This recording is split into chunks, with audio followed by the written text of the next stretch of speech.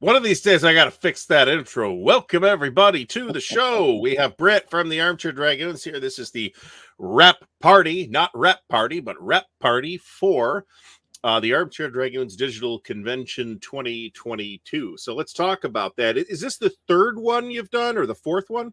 The fourth It's one. the fourth digital convention. Let's back up. It's the fourth digital wargaming convention we've done. It's the third one to have the ACDC name.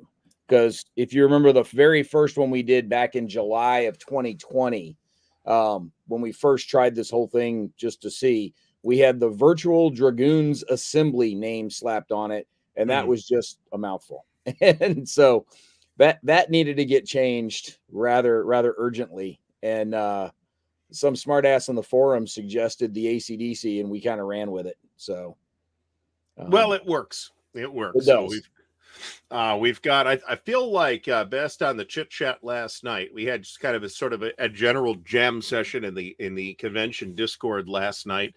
So I feel like everybody that participated had a good time. I got good feedback on my stuff, and I had fun doing it. So what's the buzz? How do we feel like it went? I think much more good than bad. There's a couple of events that I think we could have crafted a little better for some folks, just to either make them more attractive or more fillable. In some glitter, cases. They need more glitter. Yeah, I think the Kriegspiel guys got a little ambitious with wanting to do 3 large linked things instead of either one big thing or 3 small linked things. I don't know that we had the population to support what they were trying to do this weekend. And that was unfortunate because those guys put a lot of work into that stuff, and they do a really good job of it. Anybody that's interested in playing a moderated Kriegspiel like that, the IKS guys are doing stuff like every weekend. They've got some sort of scenario or event going on. So I would definitely encourage y'all check those out. They put a lot of work into them. They do a really good job with it. They've really figured out how to adapt to the Discord environment. So that's pretty cool. There's just Kriegspiels running off the forums too, correct? Yeah. So the Kriegspiels that we have running in the Armchair Dragoons forums, our buddy Cyrano, Jim Ozarski, is the main guy leading those things. And what Jim does is he basically uses the forums as kind of the clock to keep everybody on sync for when to get their turn info in and what time of day it is, when calculations are coming. But they're not really playing by post, because in a Kriegspiel format, like, it's one-to-one communication. So you can't really post that stuff publicly. But it's organized in our forums. Folks sign up for it, join the stuff. That's where they do all of those things. So, and I've said it before, but I'll say it again since we're talking about it. I do recommend that any war gamer participate in a Kriegspiel at least once. It's a lot of fun and somewhat eye-opening about some of the some of the things that get lost a lot in board and miniatures war games. Yeah. So that's a good question. Does ACDC know that you're using? Technically, it's okay because it's for a different thing. You can only trademark it for what it is, right? Well, not just that. We took the slash out of the middle of it. It's totally different. So they're totally different. It's at least 10% or whatever it is different, I guess. Yeah. We took the slash out. It's a completely different thing. That makes complete sense. So we might have some other folks stopping in later on, but did you actually get to play anything? I'm going to guess and say the answer is probably no. God, no. That's what I thought. This is the phenomenon at Origins too, is Brant doesn't actually ever play anything. Yeah, the games at Origins that I end up getting to play in are the ones when we're one player short for something that I am the GM on. And so I am able to jump in. So this past year at Origins, I actually got into 2 different tank on tank games over 2 different events because we were one player short of an even number. So I was able to jump into some of the tank on tank games. In the past, I've jumped into some lock and load tactical games, Fort Sumter, which I know some of y'all don't have a great opinion of, but it was on our event calendar. Fort Sumter is a fine game. So I hopped in the Fort Sumter game to make sure that our players had an even number of opponents. So I've jumped in a variety of them over the years just to help even out the numbers. One of the Flying Pig ones, Night of Man, the sci-fi one. I ended up playing a couple rounds of that one. So So yeah, that's when needed, I will jump into games. Hasn't been needed this weekend. But in terms of how little gaming I got, I'm sure that all three of the play by cloud Civ 6 games that I'm in are all waiting on me to get turns in right now. So Uh, I haven't even the launched the game this weekend because other so stuff going on. I don't know if I'm going to have the energy or wherewithal to actually do this year at Origins, but in years past, I have threatened to throw down Classic Traveler for everybody at 10 p.m. So that's not completely impossible. I think we've talked about it before on some shows that, stupid Origins tricks. There was one year, 06, 07 time frame, when the HeroClix stuff was all still kind of a big craze. We were walking through the sky bridge that goes over the railroad tracks between the convention center and the hotel area. And there were a couple of dudes that were kind of off in the corner somewhere, and they had set up like this giant 5 or 6 map HeroClix thing. And everybody's like, what the hell are these guys doing? Well, it turns out they just wanted to see what a 10,000 point HeroClix game would look like. I've seen years ago, I don't know if this was at Origins or Gen Con. I remember it being at Origins, and statistically, it's more likely to have been at Origins, since I've been to about 6 times as many Origins as I have Gen Cons. Yeah. But there was a 10,000 point 40K game at some point. Oh, yeah. With I don't doubt Titans, that. and it was the size of a squash court. Yeah. So no, these dudes, this thing was enormous. And this was at like 4 p.m. These guys were like, yeah, we just wanted to see what it looked like. Well, apparently word got back to the WizKids dudes at their booth. And some of the guys, when they closed up the booth at 6 o'clock, they came over and they're like, hey, what the hell are you guys doing? And so they were talking with the WizKids guys, and they said, well, look, here's what we want you to do. Take pictures throughout the game, and we'll check back with you in the morning. And if you guys actually play this to completion, we've got a big old prize pack for you. there you go. And so the next morning at like 6:30 in the morning, they kind of propped themselves up against the wall and sort of dozed off to sleep with like 2 dudes left on the map. And I guess WizKids hooked them up with like a giant bundle of stuff, which is kind of cool, but it literally took them all night to do that, which was insane. That's the I'd love to be able to do that anymore, but frankly, I just can't. Frankly, after we're done here tonight, Brand, I'm going to bed. So, or at least I'm going to take a nap, probably get up in 2 hours and then be up all night. But I can't really do that without naps anymore. The most like sustained play I get in is at Winterfest, because you're staying locally, right? Not at the hotel. This is at Origins, right? Yes, correct. And I'm staying locally because I live in town. I actually get less play hours when I live there and I'm going home than I do if I'm staying at the hotel. So, and I'm not even kidding. So what will typically happen, we literally did it this way when we were playing Goss.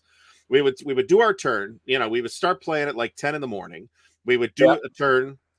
The other, it would be our turn to be over. It would be the other folks' movement phase to go. This is, true of OCS2. And I'd be like, cool, I'll be back in an hour and a half. I would go up to the room and take a nap. So I'm not even kidding. We're that age now where, a nap in the middle of the day is a great thing. So, well, and when we were in our early 30s and war gamers that were 10, 15 years older than us would do that, we would kind of laugh at them and go, oh, those lazy bastards. And now we are those soft people. Yeah.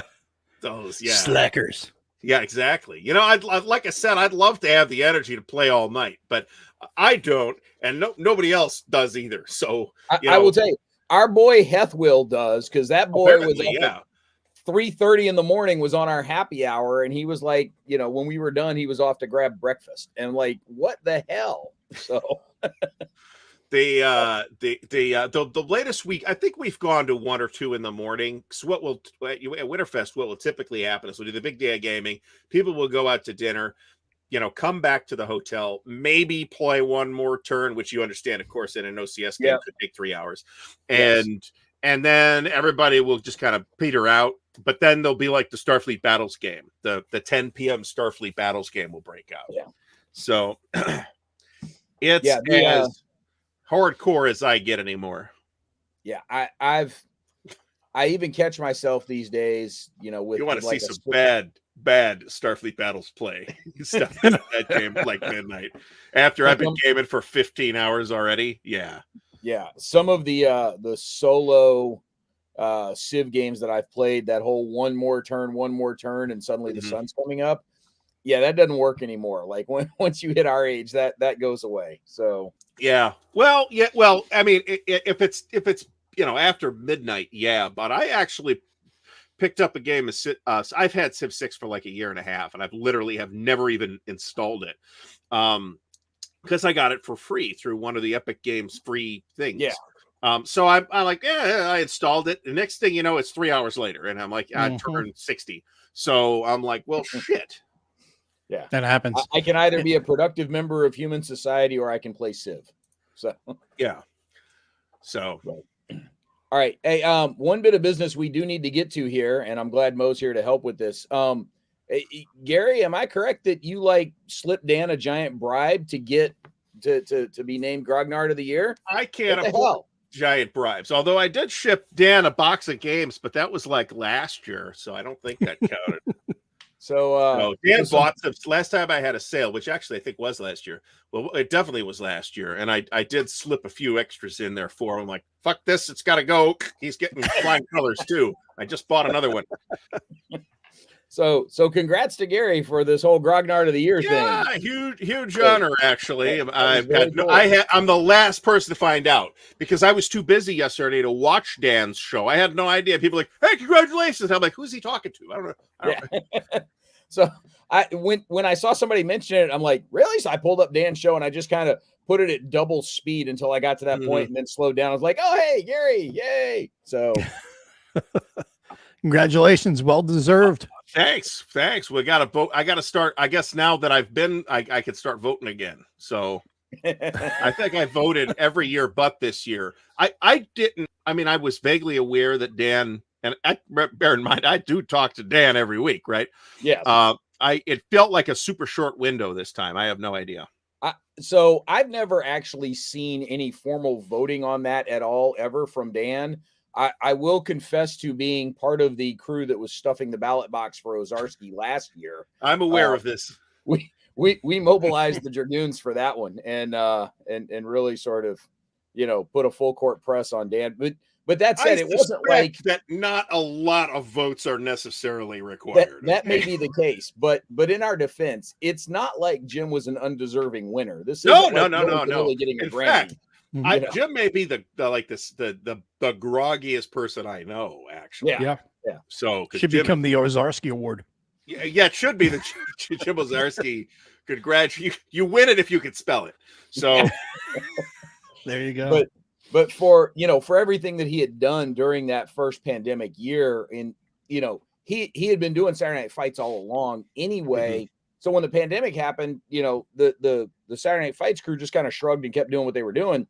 But in terms of helping lots of other people figure out how to do online gaming like that, Jim was a huge bonus. Yeah, stigma less. Maybe he's definitely more cranky. He's got more sleep. Yeah. So we didn't feel the least bit shameful about stuffing the ballot box for our boy Cyrano there. We were certainly gonna. No, here's a good question here. Get some SFB going. Get your guy Steve Cole. Is it Steve Cole?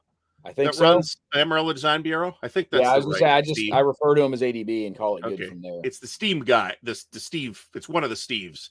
Yes. The various Steves. We have too many Steves. Yeah, I'm pretty sure there's a Starfleet Battles module for Vassal or something. And honestly, that's something that would actually play relatively well for on Tabletop Simulator, I think. So I will say, for folks that are interested in sort of that space dogfighting kind of stuff, the guys from Ad Astra are here at every ACDC that we've got. They've got their own little online platform that apparently you pick up. Yeah, and it's not more complicated than Starfleet Battles. No, it's not. But what I'm saying is the online interface that they use is very easy to pick up.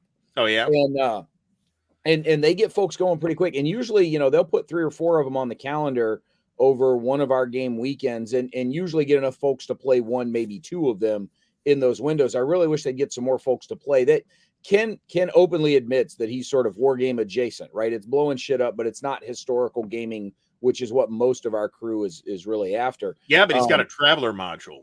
He does. And not just that, but the Squadron Strike rules are such that you can mix and match any of those sci-fi franchises out there if you want. So you can mix and match Star Trek, Star Wars, Traveler, Babylon 5, BSG, whatever you want.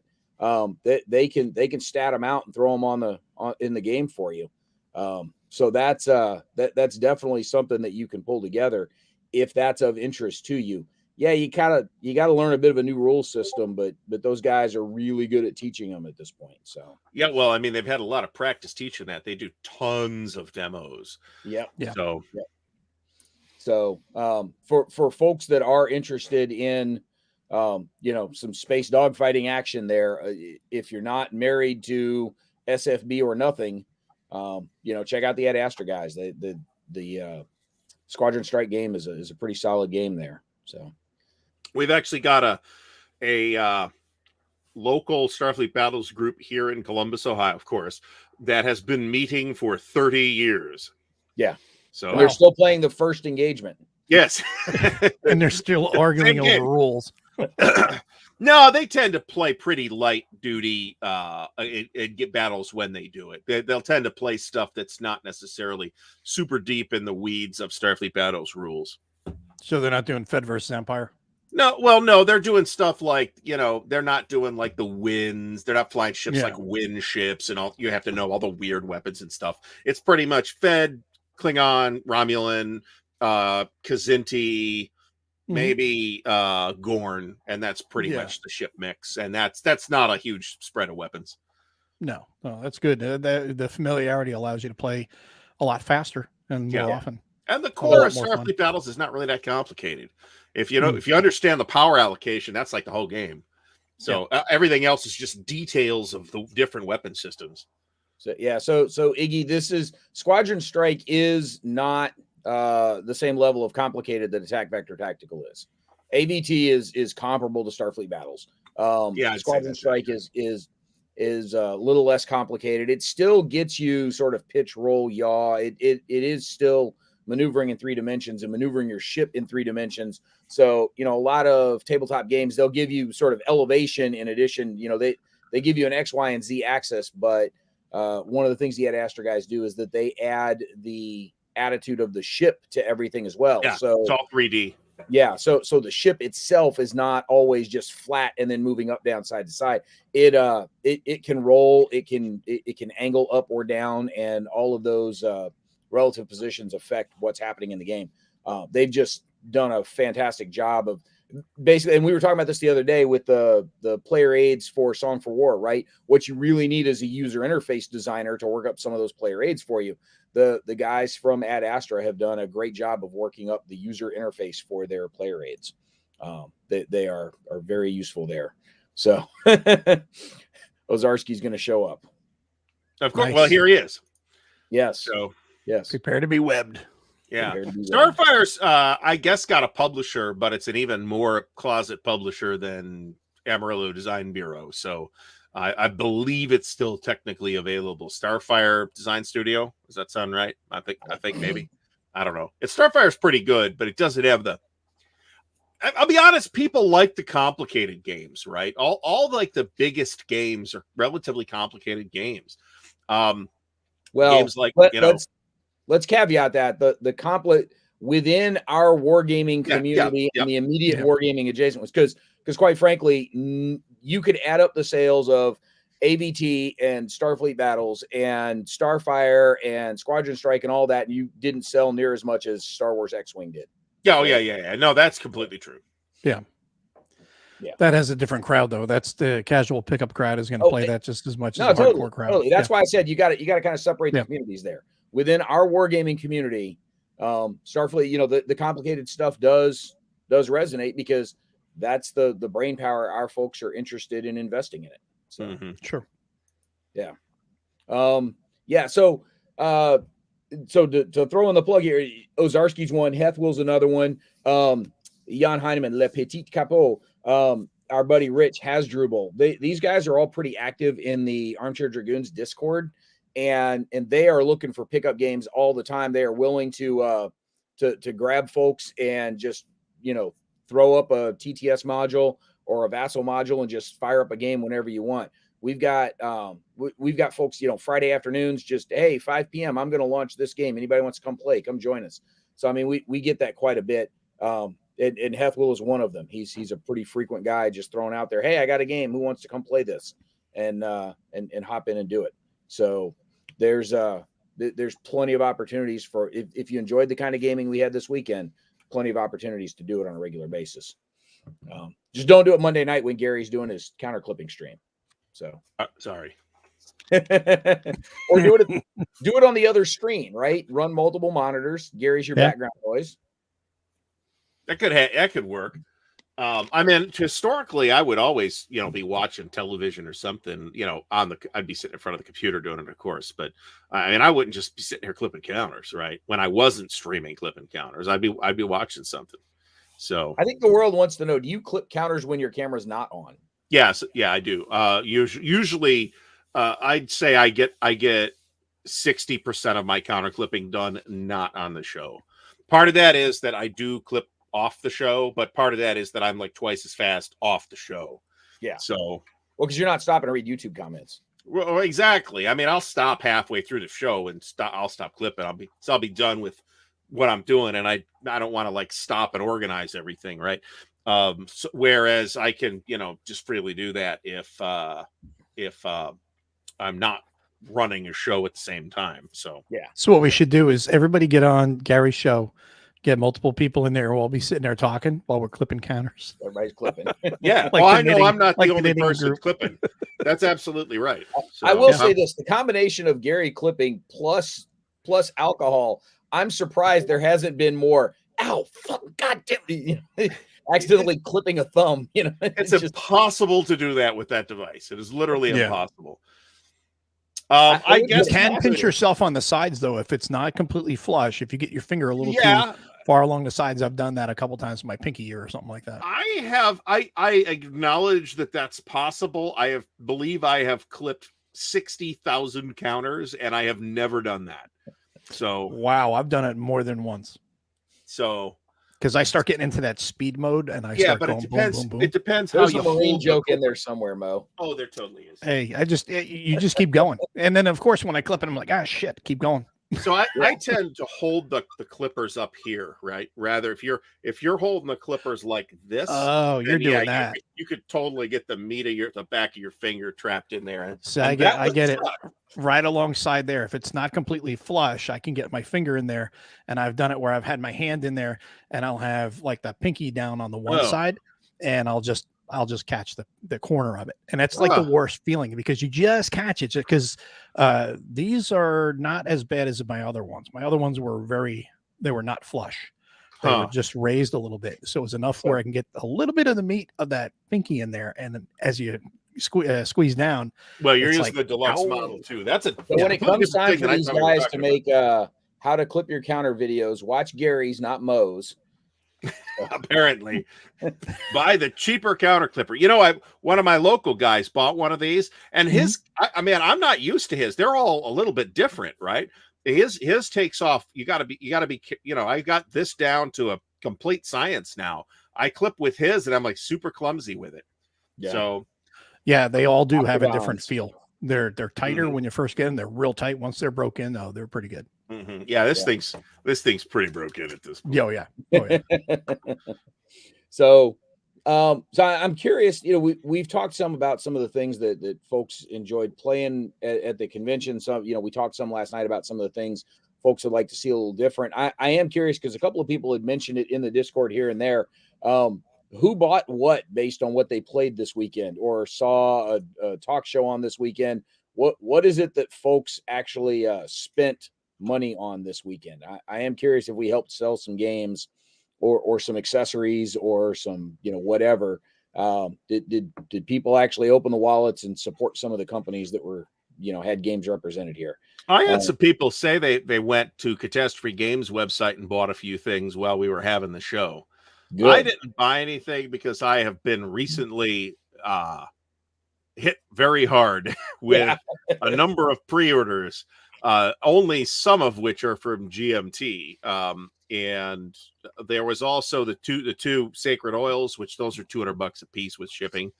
And there's 2 games from OSG that I bought that I pre-ordered. Yeah. Plus the 7 boxed games I got coming from GMT. So I'm not spending anything. Till seriously the end of February. Yeah. Yeah. I totally get that. I just, in the past, we'd had vendors here semi-officially where they were organizing like some convention discounts and stuff. Yeah, there you go. But it was always really kind of clunky the way it was being put together, and so this time we just sort of dispensed with it altogether. Mm-hmm. But I saw more people talking in the Discord about, hey, thanks to this show, I've spent money on this, and I think it might have been Tommy. I don't remember. Somebody said, for a cheap con, this one got pretty expensive. So I know several people were trying to get USS Laffy from Catastrophe Games, which does look neat. Yeah. Nice. Good. I know several people were trying to get Aaron Armour. They went in and jumped in on that, and Fred was one of the ones that was having trouble. It kept crashing on him. And for a while, he even brought, apparently he must have brought the Compass site down. So I don't know what kind of malware he's got on his computer. Yeah, so that's awesome. I didn't actually. So Aaron Armour is available for pre-order already? Yes. Okay. Yes, it is. That several were sold while Bruce was talking about it is completely unsurprising because Bruce has an infectious enthusiasm for the stuff he's working on. Yes. No, he definitely does. He will make you want to buy whatever it is he's designing. Just from 10 minutes of the conversation, you're like, yeah, I'm buying that. Mm-hmm. Yeah, I don't care about it. I'm buying it. Yeah. All right, good. So Landsworth Ridge is going up on Kickstarter in a week or so. It's end of the month, I think. Yeah, it's before the end of January. I just don't know exactly when. But that one will be out shortly. Robotech Reconstruction's up for pre-order right now. Song for War, we're hoping is going to get on pre-order in the next month or two. Didn't they say when did they say Song for War? They did. I think it's sounding like early March. Okay. They didn't commit to a specific date. They said their initial intention was February, but then there's a couple of things are not lining up for that, so they might be delayed by a few weeks. Yeah. So good. Yeah, Robotech Reconstruction getting some more love there. We had a couple of people pick up some of the stuff that the Wargame Bootcamp guys were doing.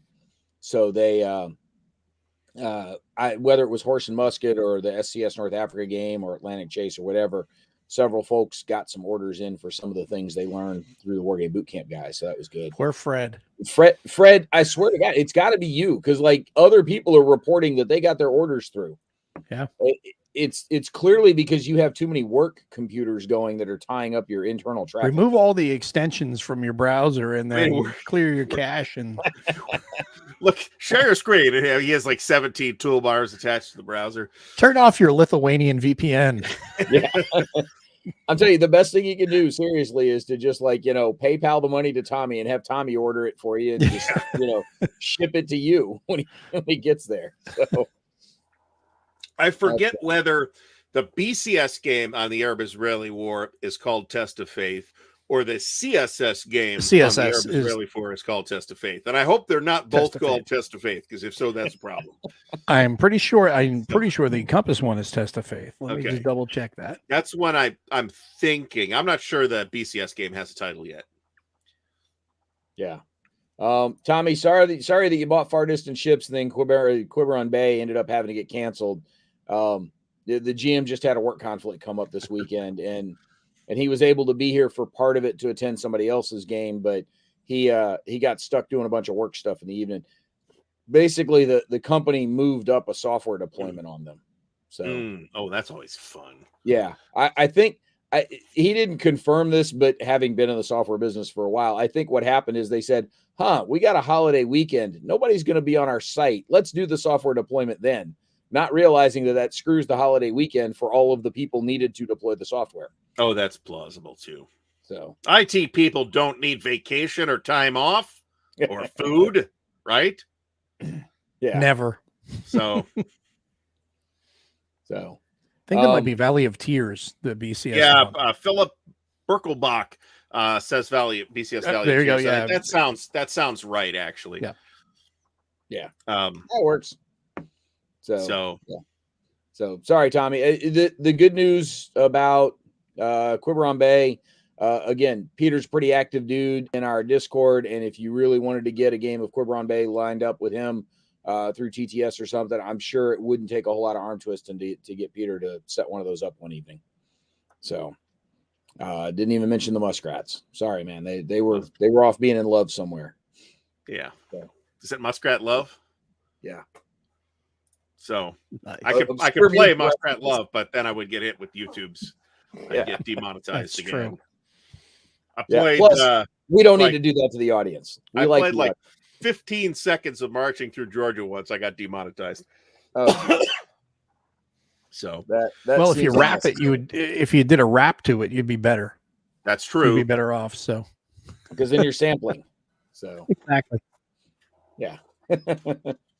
So, Mo, did you actually get in any games, or did you just spend the entire time moderating panels?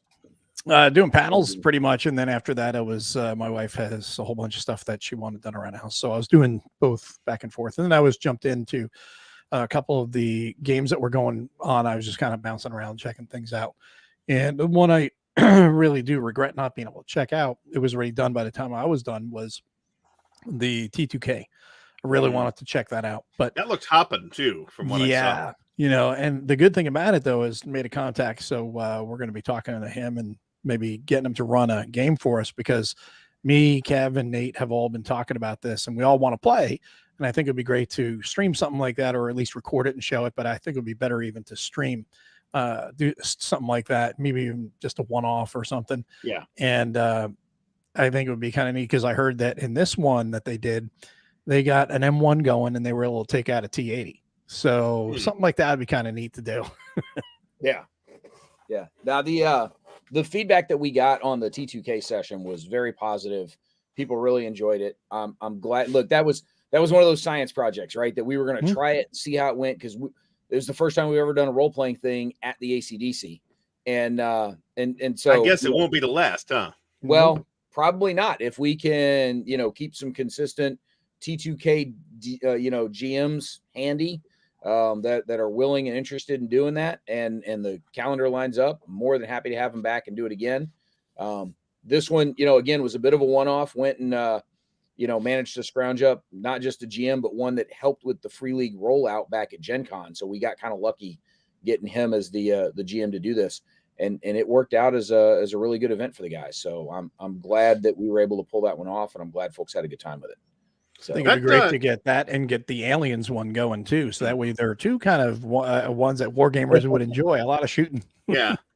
I don't know if this is a supplement for the Aliens RPG or a separate standalone board game, but they have a product called Another Glorious Day in the Core, which has to be the best RPG tie-in title since Wretched Hives of Scum and Villainy.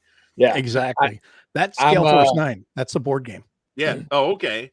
Yeah. So that is that's cool too. I mean, that'd make a pretty good board game. I mean, hell yeah. How much milking has GW done with? Did you not hear about the expansion for that? Apparently not. There's Aliens, Another Glorious Day in the Core, and then there is the Ripley and the Loader, the cargo loader, fighting the alien queen, and it is called the Get Away From Her, You Bitch expansion. Well, that's fantastic. Hey, embrace it, man. You got source material, embrace the source material. Yeah, lean into it, man, hard. Absolutely. That is the skid you steer into. Yeah. So yeah.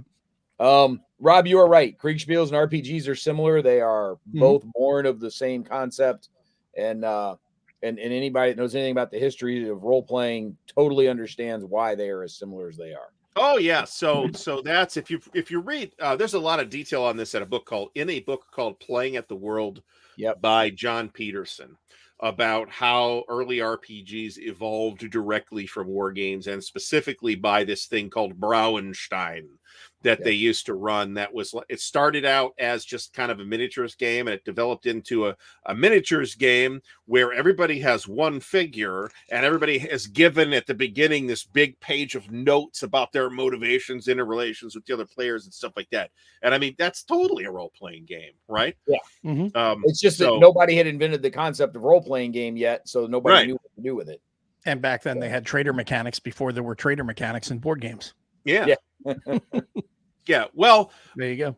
Ooh, so what's the board game that introduces that then? Is it Dune? Is it the Avalon Hill Dune? Because that's the earliest game I can think of. Diplomacy.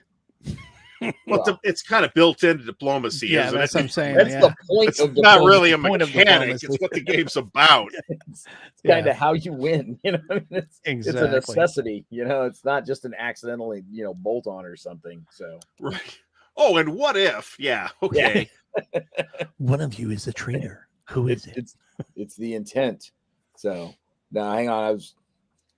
I was looking. I know for that's a very popular mechanic nowadays. I think the Battlestar Galactica game uses that. I've never played that, but I think it's like there's secret Cylons in the game, and you got to figure out who that is and all that stuff. So, yeah. I mean, isn't it just like Clue though? I mean, I don't know, right? Kind of, sort of. What was it?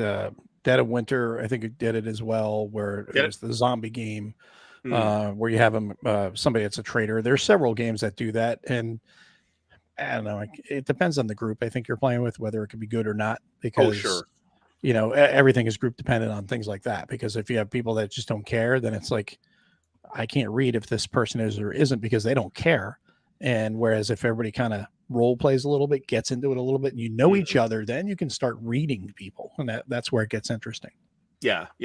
And if anybody's ever done the national security decision making game, that's totally a LARP for wargamers. Yes, yeah, absolutely. And even Merle says, yeah, pretty much. Yeah, and if you didn't believe it, you should have just watched their show this morning. When they went through 2 hours of how do you build an NSDM scenario. So cool. I have to check that one out. I've never done one of those. I'd like to. So it's really neat. The old school ones were all like 8-hour sessions. So it was like you were tying yourself down for a whole day. Yeah. Well, so I never wanted to do it, but then they started introducing 4-hour games at conventions instead. And I played in one at Origins and it was great. Yeah. 4 hours is definitely the sweet spot if possible, if you can do it. Because people can commit to a 4-hour game because they can say, hey, you know what? I'll have quick breakfast. I'll jump down, I'll play, and then I'll be done by lunch. Yeah. Then you take a break and then come back and do something different, right? 8 hours is a lot. That's a big ask. Yeah, it's a full day. Yeah, and but they figured out how to meet the audience where they need to for those things. And I think at most conventions they'll do one long game for the people that do want the long game, but they'll do a variety of short ones as well. So. That's how it works at Origins now. There's more short. It's about twice as many short games. I think they actually might do a long game each day as well, but they'll have probably 2 short games. Yeah, and it's totally worth. Again, like the Kriegspiel, and it is kind of a Kriegspiel. It's totally worth your time to experience that as a war game, even if you end up not liking it. I think and don't want to do it again. I think you will walk out of there having gained from the experience. Yes. Yeah. Again, it's one of those things that try it. Not that you're necessarily going to become converted to it for the rest of your life, but it's an experience you should have. If only to help, frame all of your other role playing and gaming going forward. So. Yeah. Plus, I think one of the best things to do is to put yourself into a different position because, like I talk about all the time, war games. Some people don't like to play bad guys, in a war game. And me, I've always been open to. I'll play any side. I don't care who it is because I like to play the sides, good guy or bad guy, to learn perspectives. And when you play that side, you're gaining a perspective of the problems they dealt with, whether it was tactically, logistically, or whatever.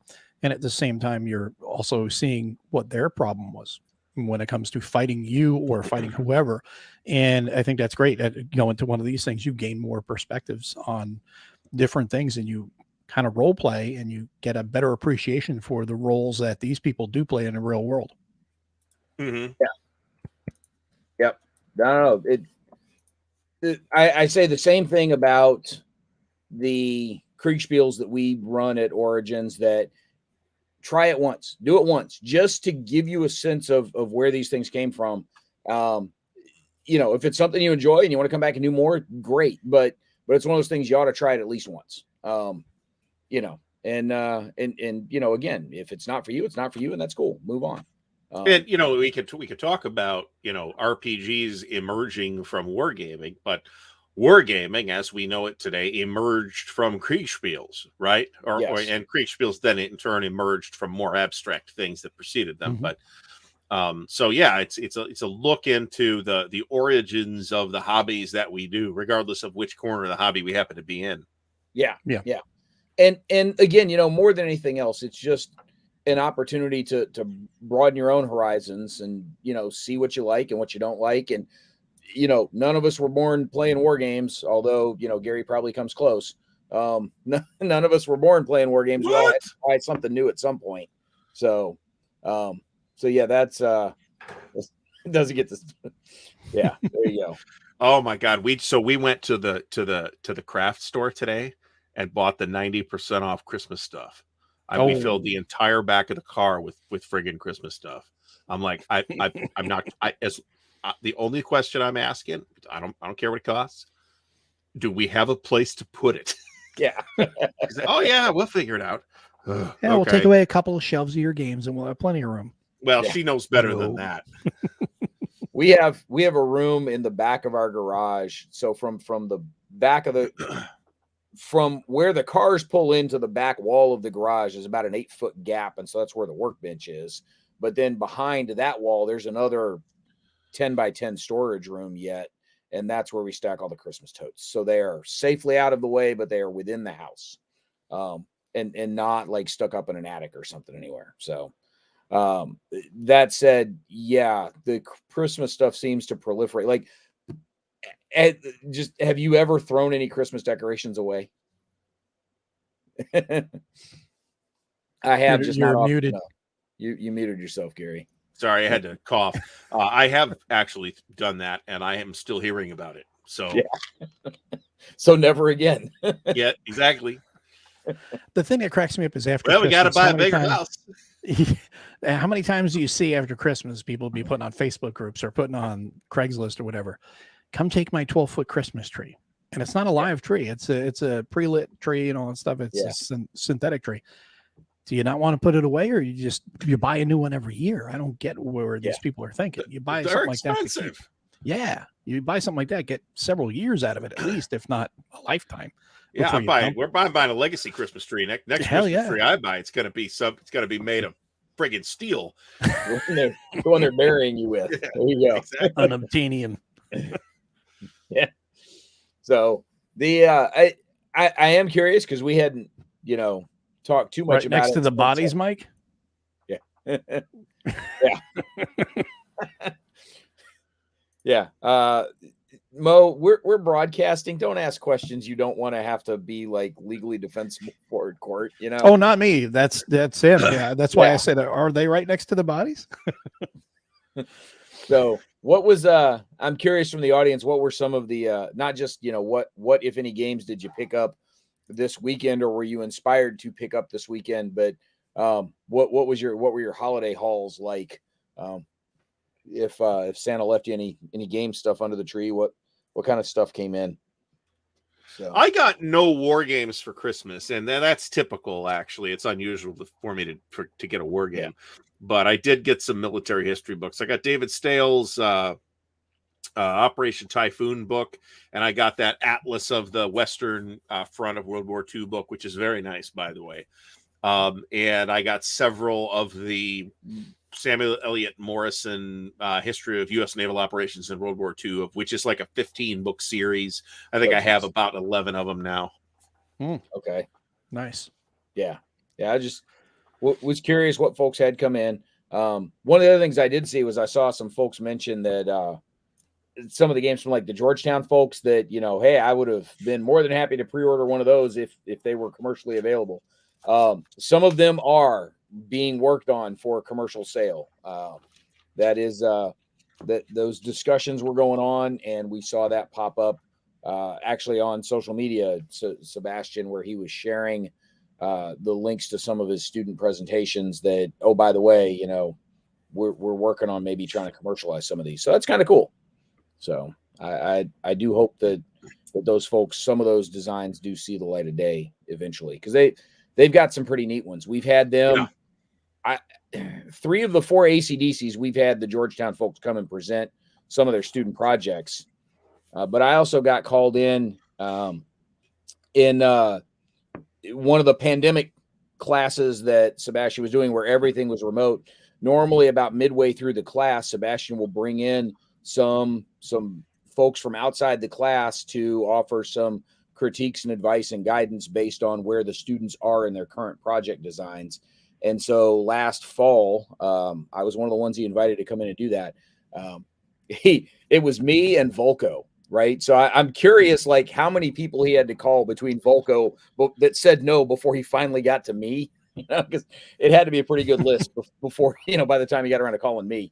But there were some really neat presentations that we saw from those students that they've never presented at one of our ACDCs, but there were some pretty cool designs there that I think would make some nice games as well. So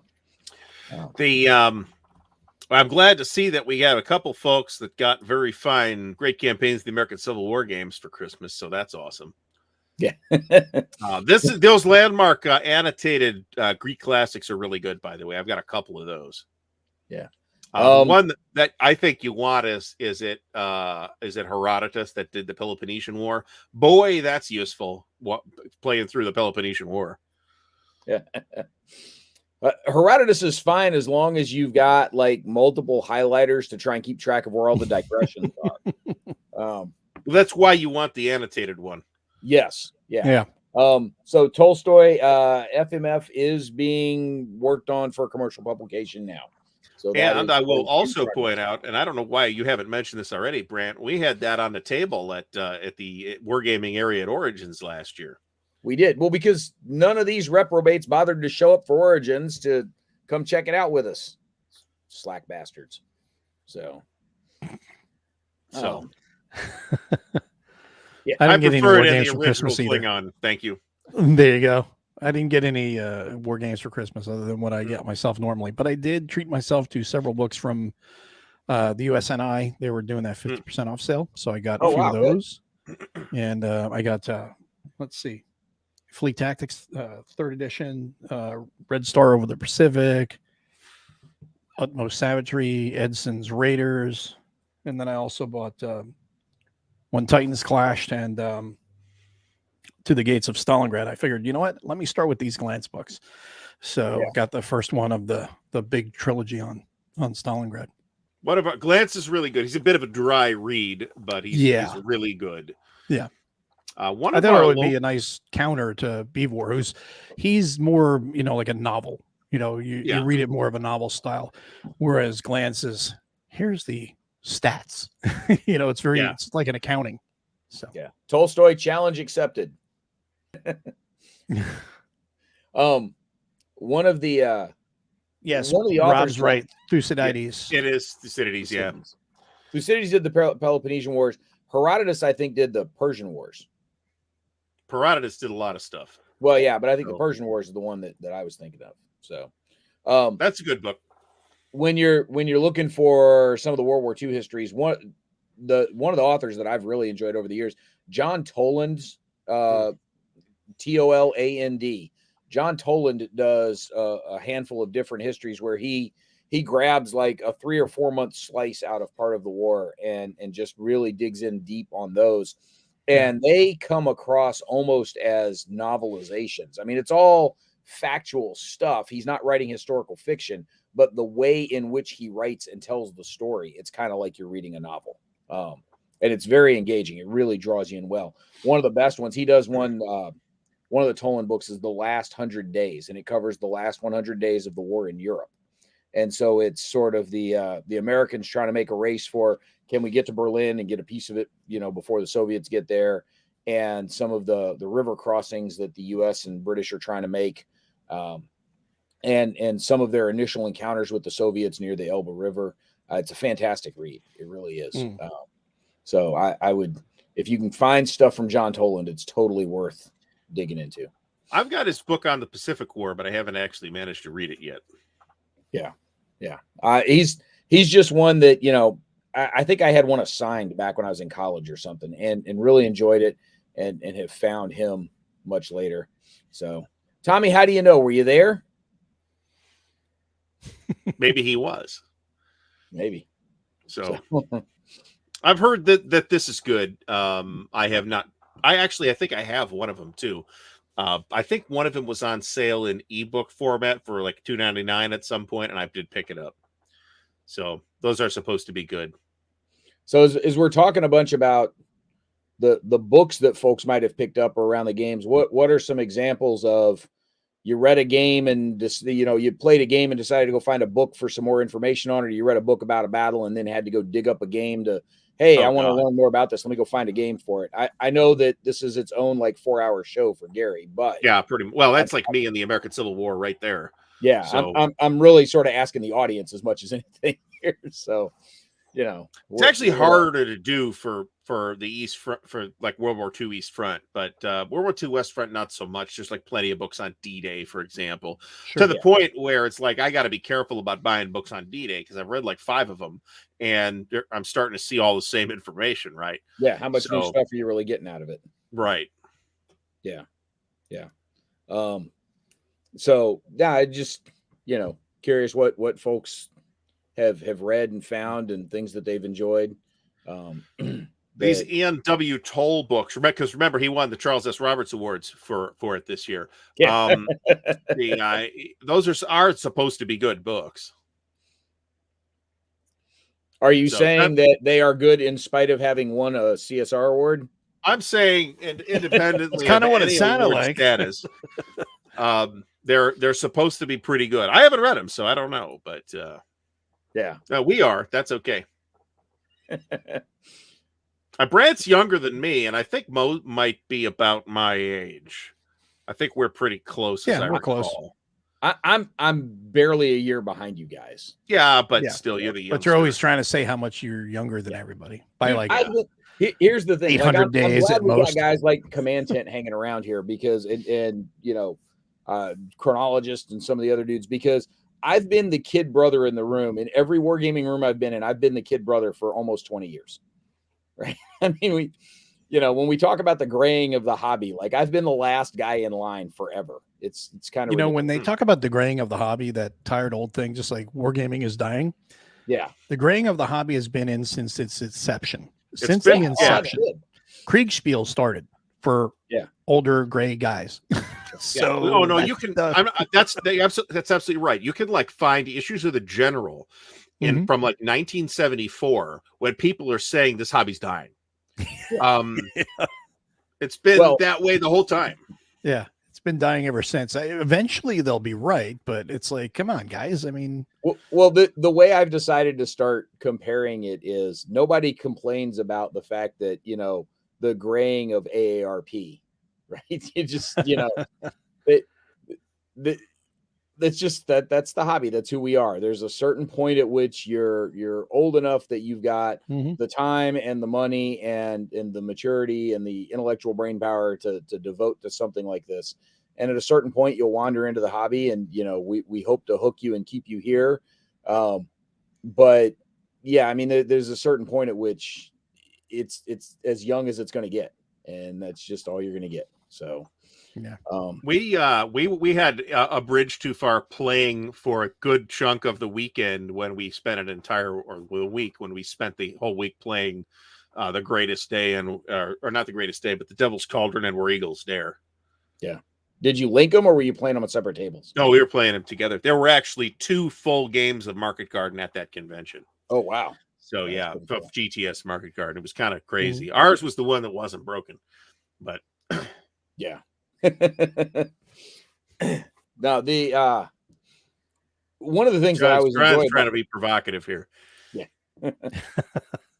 One of the things that I really enjoy about that's cool. Good. Just looking at Andrew's comment here about the British are coming.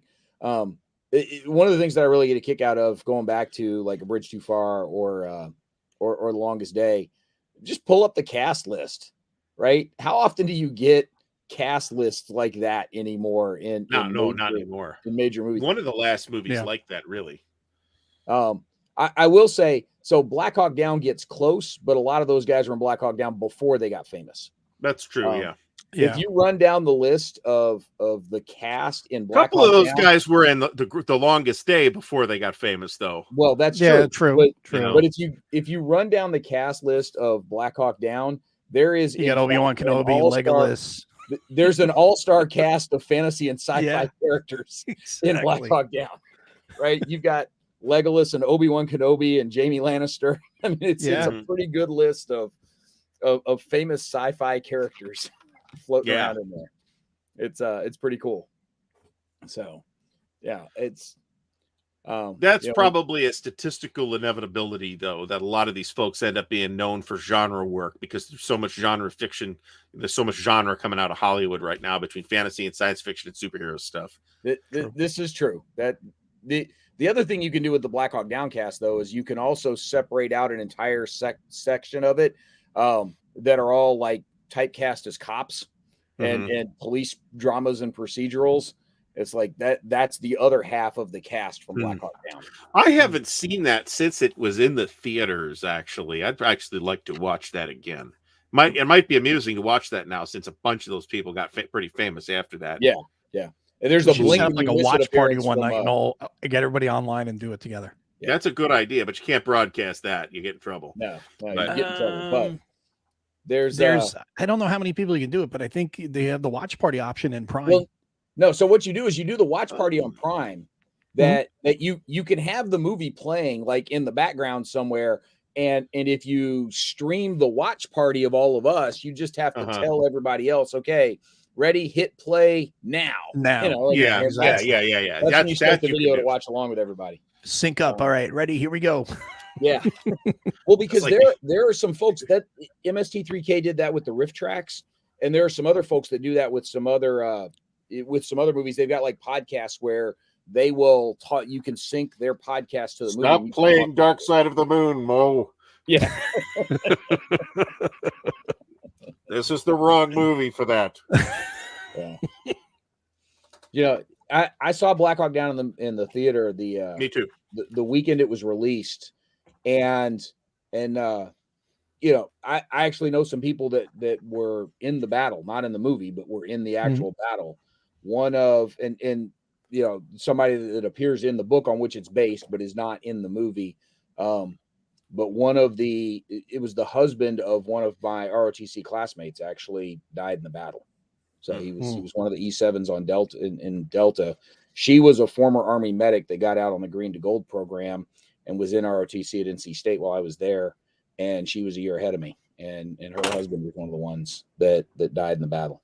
It was really weird because suddenly like all the guys that graduated the year before us all showed up one day and we're all, in the cadet lounge, like, what the hell are you guys doing here? And of course, this is pre-internet, right? So we knew there was a big battle that happened in Mogadishu, but nobody knew what happened.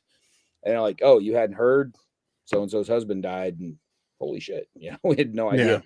But they'd all come back for the funeral. So that was a pretty somber day for us, but I bet it was, watching the movie takes on a little different meaning when you've got, even a small personal connection to the movie. So, and I just over the years, I'd met a couple of people that were even back when I was a cadet, again, with us going to and from Fort Bragg for our stuff, we'd occasionally stop by her house to pick her up, to take her to whatever training event was going on down there. And so I'd met her husband and met a couple other folks there. So, it's just one of those oddities that folks you run across when you're in the military.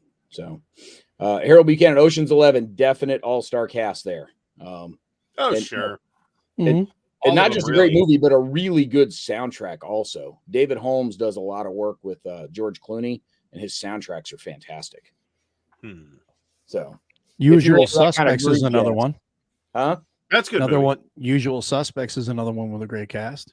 Yeah. I do think it is to some extent a shtick movie, though. It is. It's got a trick. It is. I don't really ever need to watch. It was good. I liked it. I don't really need to watch it again because I know the shtick. One time right? is all you really need. You could watch Yeah. it a second time to see where you didn't catch things. Everything you missed. But Yeah. but it and was usually right well after acted. the first time. Yeah. The challenge with Usual Suspects. So it's, again, really great cast in terms of like everybody in there's sort of a name in the business now these days. It's just not as big of a cast as some of those other movies. Right. Oh yeah. What I'd like to see though is for Sicario, if they do the third one, if Taylor Sheridan ever gets around to doing a third one, because I love that series. If he does the third one, he has to bring in Antonio Banderas for the third one. I think it would just be fitting because especially it's Mexican cartels or Colombian cartels, either one, whichever one he wants to do in the third one. You have him and then Benicio del Toro in there because of the whole shtick with Benicio del Toro, not Antonio Banderas. I think it would be kind of cool to have that little connection with him. And on top of that, Antonio's a great actor. Yeah. So I have not seen that movie. So Sicario? Yeah, it's supposed to be good. I know that. I'll tell you what, when you watch it the first time, make sure be ready to watch to take a shower afterwards because you just feel dirty at the end of the movie because you're getting into a very seedy world. And it's really well acted and everything about it. It just has there's a dreadful feeling to the entire movie. And it's just so well acted and everybody's great in it. Yeah. It's supposed to be really good. Mm-hmm. Shame those flicks don't have Bob Hope in them. Thanks, John. Bring us back to some levity here. Yeah. So as we roll forward from the ACDC, looking forward, obviously we're trying to get folks back to some real world in-person conventions. I'm curious, even once we're all back in a room together, again, asking more for the audience than anything. Are digital conventions something you want to hang on to? Is this something you want to keep going, or is just an occasional game night with like, hey, we're playing this on this night? Is that enough for you, or does something like focusing a lot of attention on one weekend where we got a whole bunch of games going on, is that something that's worth digging into and continuing the effort to keep these things going? So it's my feeling that digital conventions are not going anywhere at this point. They offer some, let's say, I mean, I know a guy who like lives in the middle of Montana or something like that, and he's like legit got nobody to game with, right? So, he does all his gaming online. So these digital events are really good for somebody like that. And there's some people who think they have nobody to game with in their area and they're wrong. But there is also some people who legitimately live out in the middle of nowhere and have nobody to game with. Yeah. And this also fills in the gaps between the in-person events that you can get to and the ones you can't. It also allows people from like Ardwulf, for example, to join us live. Whereas normally it would be difficult maybe for him to be here. So it's neat to be able to have people that normally couldn't get together, be able to get together. So I think it's a great option. And I think digital, I've said this before, digital conventions are here to stay. I think so. Yeah. Well, cool, Andrew. It's nice that you're able to. Yeah. Thanks for the nice words there, Rob. So John, the attendance, I just looked it up. We had 123 badges total. Now, bear in mind, that includes the GMs. I think compared to the last ACDC, the normal just paid attendee kind of attendance was down slightly, but we had more GM badges this time because of some more presenters and talk show hosts and guests like that, that I think the overall attendance was actually up a bit. The other thing is we had a handful of folks that were on some of the talk shows that we never ended up creating badges for because they had said, hey, I'm just here for the show. I'm not going to jump in and play stuff. So like Adam Starkweather, he was on Mo's show today, but I don't think Adam's, he didn't register for a badge. No, he didn't. But I don't think Adam ever jumped in and played anything. I think he just showed up on Mo's show. So we're 123 badges, but that's again, that's just a badge number. That's not a total attendance number. So that's that's where that one comes from. The number keeps going up on the number of badges we're doing each time. So that's good. That'll still be nice to get back to real conventions too. Don't get me wrong, but it's also nice to not have to leave the house, right? Yeah. Yeah, although we don't get to share whiskey as easy as me and Gary did it. That's true. Yeah. Yeah. So I'm already stocking up for Winterfest, actually. There you go. So one of the things, though, that I'd like to see, it's traditionally been a little difficult to get bigger games have to get this digital stuff. I say traditionally as in in the last 18 months when they've been happening. But what I know, that's the kind of thing I like to see. So I'd kind of like to see us kind of figure out the dynamics of how a really big game might work at a digital convention. So Gary, we've talked about this before, and I think Mo, you weren't on some of the conversations also. Brant's dream state, right? The thing I think would be really cool to do, we've sort of nibbled around the edges of a little bit, but something like the Under an Iron Sky might be, a good candidate for something like this. I would like to see us get one of those big monster games set up. Sacred Oil, we can do Sacred Oil next year, whatever. And run it in shifts, right? You register for a 4-hour event and you get that 4-hour slice of the game. And when your shift is up, the next event starts right after it and picks up where you left off. Yeah. There's Fabrizio. Now that we're talking about using his game to do this. Yeah. Because he's Fabrizio set that up. Yeah. But I would like to see if we could get a full monster game like that run a full 24 hours with the shifts. It'd be a little challenging, but a digital convention is really the only way you're going to pull that off, because you can get the California guys to take over when all the European guys are going to bed, right? Yeah, that's the thing. I mean, in principle, at least, it'd be easier to do at a digital convention because people don't have to leave their house. They don't have to adjust to Indianapolis hours, for example, and you just have people rotate in and out in different parts of the planet. Yeah, I mean, that sounds super practical. You can even get it to 2-hour shifts if you wanted to. Yeah. You can do it anyway. You can team people up and say where people can fix amongst each other, amongst themselves. Hey, listen, I'm good from 10 a.m. to 2 p.m. After that, can you take this? And you just work it out their own way and then jump in and then just have it be each side worries about their own side. And just keep it rolling. At a certain point, you do have to make it a registration type event because you want to be able to catch the one-off guy that doesn't know anybody else that's going to be jumping into the game, that you want to be able to give them the entry point to still be able to get into the game. Sure. I would love to be able to pull something like that off. Well, the best way to do something like that, Battle of Leipzig, because we're not going to stretch this convention into a week-long event. I think the best way to do that would be, say you're going to do it the third weekend of, I don't know, April, and then first or whatever month. The first weekend or two, you have events online where people can get together and you have train ups, basically, where here's how to play the game for those who don't already know how to play.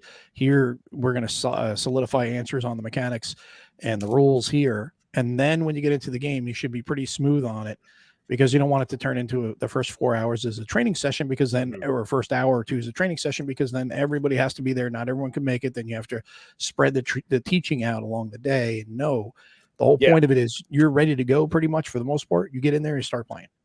Yeah. John Longshore, if you think that doesn't actually happen like at a regular military exercise when the day shift comes back after the night shift took over for a while, you are sadly mistaken. That shit happens all the time. So, Harold, more online pickup games would be awesome. We got close to that a couple of times this time around where like Catastrophe Games, rather than schedule a Saturday night session, Tim just said, hey, I'm here. I'm hanging out in the room. Anybody wants to pop in and play, just come in and do it. I think that works for something like that. I think the challenge you run into with pickup games is with a smaller population of 100, 120, 150, even if we get that big, trying to find some commonality of game that everybody knows, game that has a Vassal or TTS module, and everybody knows how to work the Vassal and TTS module, I think is the challenge that you run into there, that there's just not enough Venn diagram overlap to get too many of those pickup games going. I think it would be great. I would love to see more of it. I just think there's a few technical hurdles we've got to clear to make that happen. Well, it also comes down to people too. How many people want to do the pickup games? We can put the suggestion out there. We can incentivize as much as possible, but in the end, it really comes down to the people who wants to play a pickup game with someone else. Yeah. And would I? So as somebody who's a bit of a snob, as you may have noticed. Would I just like hop into like a pickup game room and just play whatever? I'd probably not be super into that, or at least I'd have to be in the right mood to do something like that. And that's kind of the nature of pickup games, right? If you're on the other hand, if you're traveling to a convention, you're there anyway. Screw it, I'm going to play, Hearts and Minds or whatever. So that might incentivize you a little bit to step a little bit outside your comfort zone. And sometimes I've stepped outside of my comfort zone and been very happy and had a great time. So it does happen. Yeah. And I'll tell you, sometimes when you step outside of your comfort zone and the game isn't all that enjoyable to you, that's not necessarily wasted time. You found something that you don't necessarily want to come back to down the line, and that's okay. Right. That's true. You cross something off your list that you don't need to wonder about anymore. So there's nothing wrong with that one either. That's absolutely right. There were times when I was like, making my way through the entire genre of a certain particular type of war game, like tactical World War II games. And did I like all those games? No, of course not. But I didn't waste my time playing them. I was exploring, and I learned, hey, I don't like, Panzer Grenadier or whatever it is. So that's still valuable. Mm-hmm. Even if you're not, even if at the end of it you say, I am not going to play that again. That was terrible. Yeah. Yeah. So I think part of the pickup thing that you need to do in there is you've got to have some GMs that are willing to just sort of hang out and wait for somebody to show up. And you've got to have some games that are short enough that somebody who wants a pickup game isn't stuck sitting around waiting for 4 hours for the next opportunity. So you've got to get some stuff that's playable within an hour to 90 minutes or so that you can cycle through a little quicker. Yeah, I mean, I'd agree with that. You as a pickup game, nobody wants to play the 13-hour pickup game, right? Exactly. Pickup game of Twilight Imperium. Except me, yeah. That does not exist. But that's not really a pickup, right? It's not really a pickup game at that point. Yeah. So yeah, exactly. To Harold's point, look, there is an answer to this question. We just haven't found it yet. Either here or at SD Hist, right? Or any of the other online conventions that I know of. That there's a right way to do this, and we're just still trying to figure out what that right way is. Well, yeah, I mean, we're still exploring this space, right? Yeah. You think Gary Gygax got Gen Con right the first year? For example, I can tell you, no. Yeah. Yeah, only a couple of years into this, and just a few conventions that this has been done over this period of time, and look at the growth in that span of time. Yeah, it's really, and now the process is pretty solid now, and it continues to be refined with each one, and it will continue to do so over the coming years. And like I said, years, because these are going to stick around. Now, then things will evolve each year as far as maybe times will change or dates or something like that may adjust for various reasons, but they're going to be around. And then, of course, you can always sprinkle in different events throughout the year as well. Like you're talking about Kriegspiels or doing something like 1985. That can be thrown in between these conventions also. Yeah. Yeah. Well, one of the things that we've learned from this specific convention is a lot of the organizational activities that have to happen behind the curtain, right? Mo, the stuff you and I were doing, organizing a bunch of the events and some of the talk shows, and Gary helping line up some of the guys to be guests on your show. Like a lot of that stuff, we kind of figured out how to do this at this point, right? We've got a good understanding of how to set up and organize these things. And for people that have been consistent attendees at these events, they kind of know what they're getting into. They know what to expect. They know what they're playing. Whether it's, repeat players that have come back and played with us a bunch, like Finley Boyd has been at every one of these things.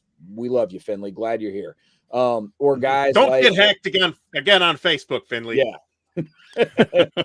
or guys like Andrew Buckholtz, who's GM'd for us, I think 3 times in a row now. Plus he's done some stuff with SD Hist. Like these guys have a pretty good sense of how to do things because they've done a couple of them. What we didn't do as well this time, and what we've got the place where we've got to circle back around and sort of rebuild some of the scaffolding is helping folks who've never done a digital convention get through the process, whether you're here as a player or as a GM.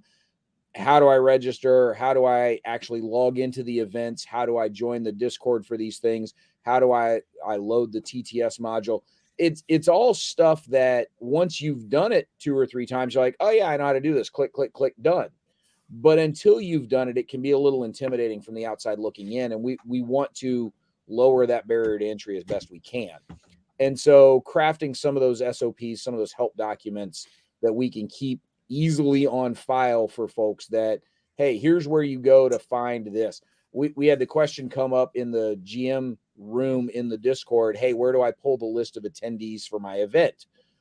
Folks that have GM'd more than once already know the answer to that. Somebody who's never done it before doesn't. And we needed to, pull the little 4-step process together for that person. So that's something we want to be able to help with. And that's something that I'm wanting to spend a little bit of time on the documentation for, just to help those people out. So, 5 or 7 fleet using game box. Huh. Okay. So what game was that? Probably their 5th fleet or 7th fleet. Okay. Trying to do it in game box. I don't know. Maybe there's a TTS or Vassal module for one of those that you can come back around to. We're talking about the Victory Games fleet games, then I'm pretty sure there are Vassal modules for those. Yeah. So Iggy, you're mentioning the $3 early bird tickets. One of the things that I got a laugh out of is that folks were buying the $5 tickets even when there were still $3 ones available.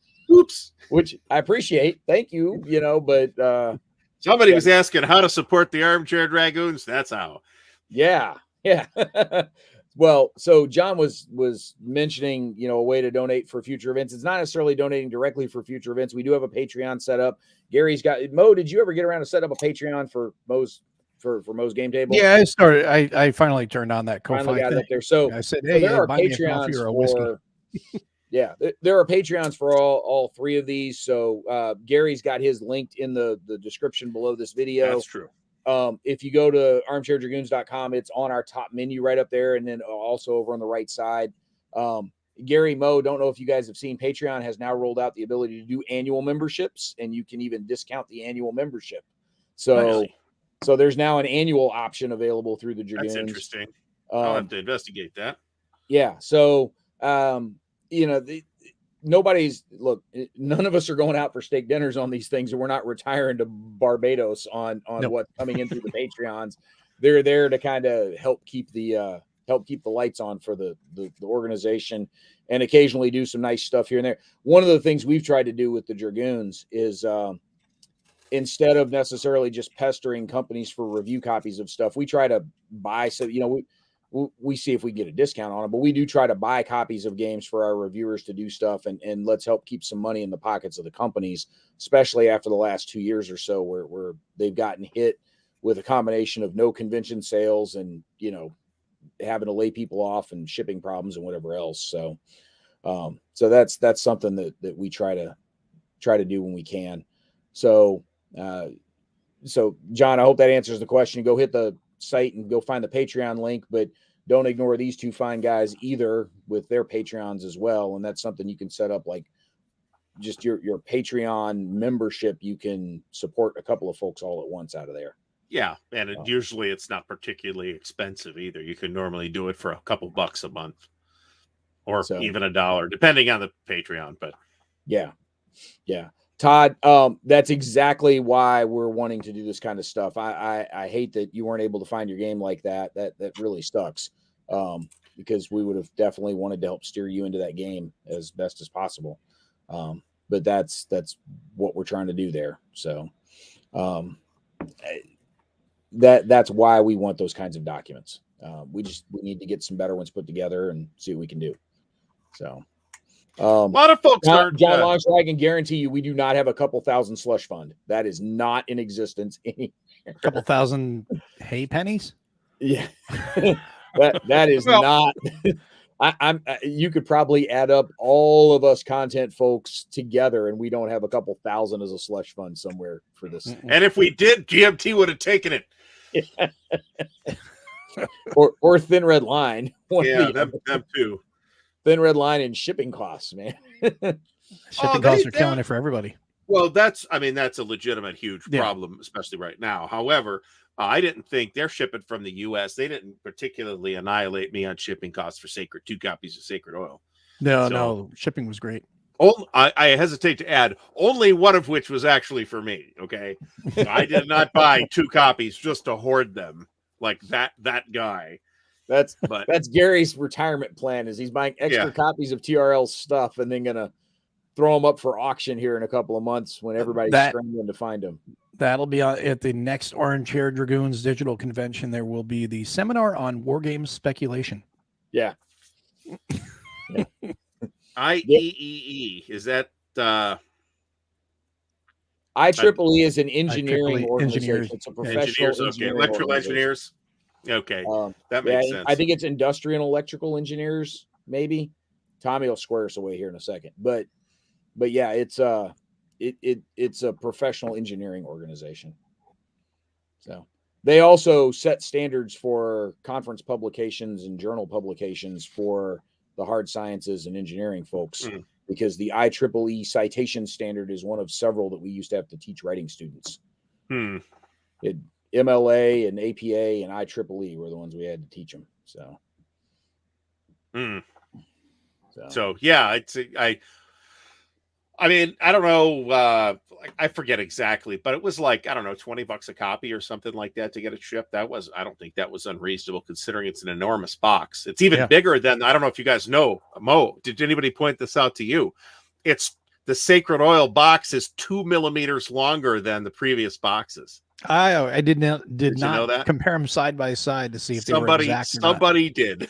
So they won't stack nice and clean. Apparently not. In a nice row on your shelf. Yeah, and then I'm like, oh, that's nonsense, whatever. And I'm looking at it, I'm like, well, fuck. It is 2 millimeters longer. Son of a bitch. Did you ever get those trays? No, I did not. No. I think what I'm holding out is to buy a 3D printer and make my own trays like Wise Guy History. There you go. Because his trays are awesome. So yeah, Harold, you got ripped off, man. 50 what? I did, huh? I think he misplaced the decimal sign. It should have been before the 5. 50 cents, yeah. About what it's worth. I'm gonna have to start implementing that. You know, you'll start seeing it in 10 months when I catch up on actually releasing the unboxing videos.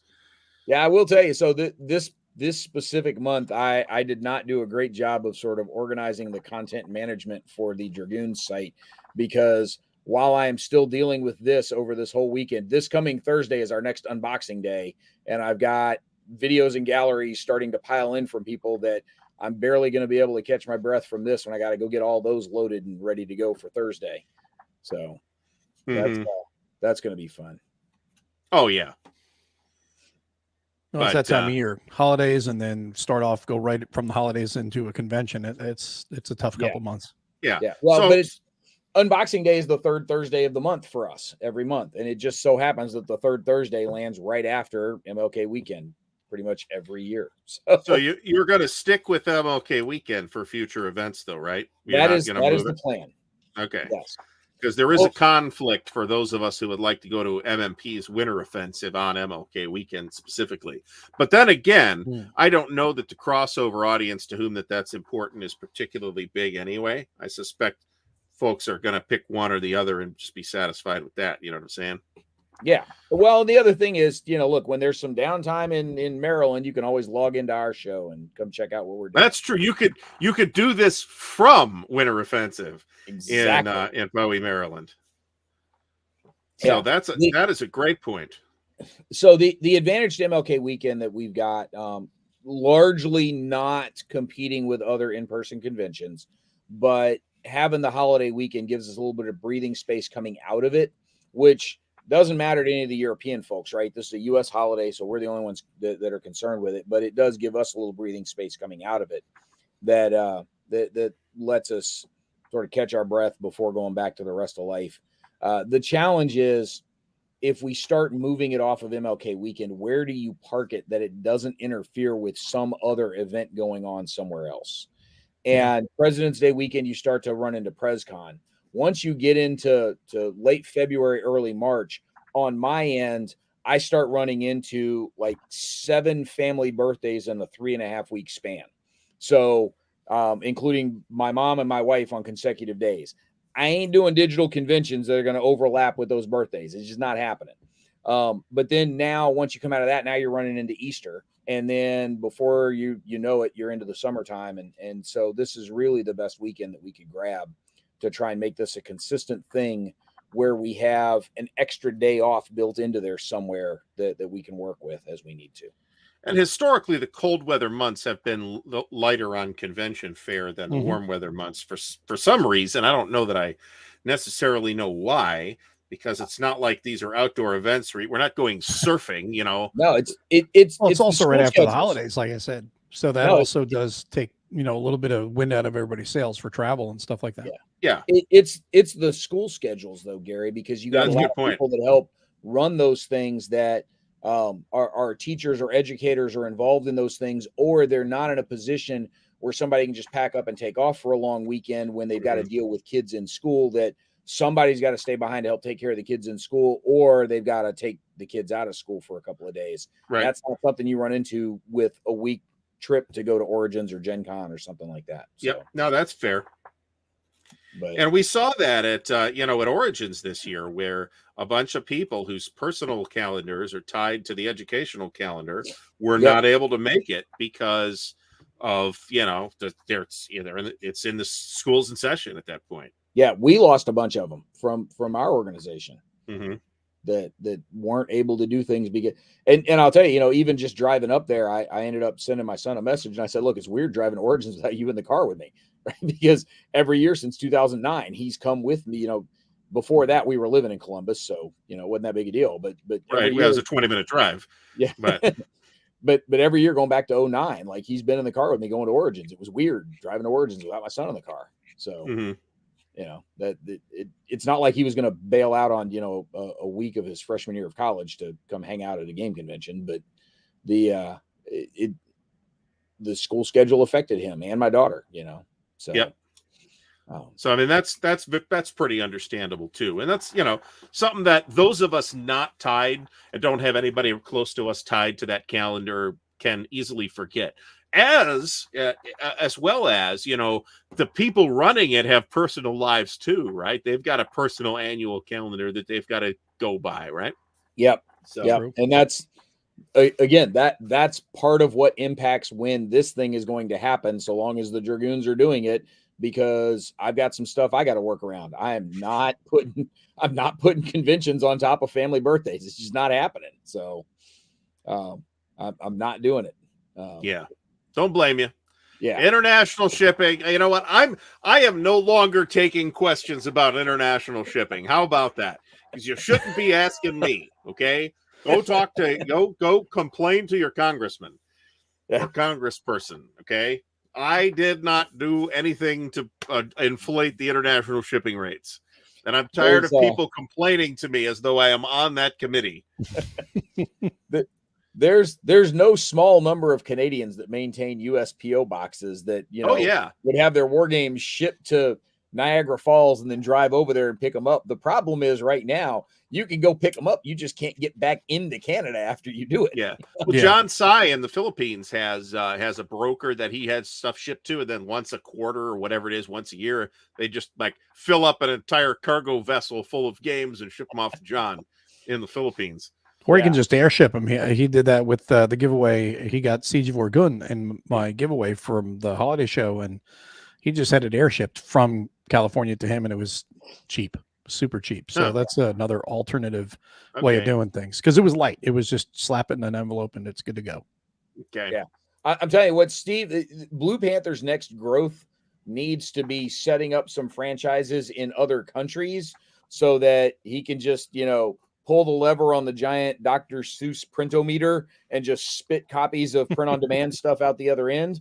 And he needs He needs one in the UK. He needs one in continental Europe. He needs one in Australia. He needs one somewhere in the Pacific Ocean somewhere, whether it's, the Philippines or Guam or Borneo or whatever. Just not Steve Tonga. just needs to start franchising and get these things out there so that, the order comes in and he just sends it to whoever's closest.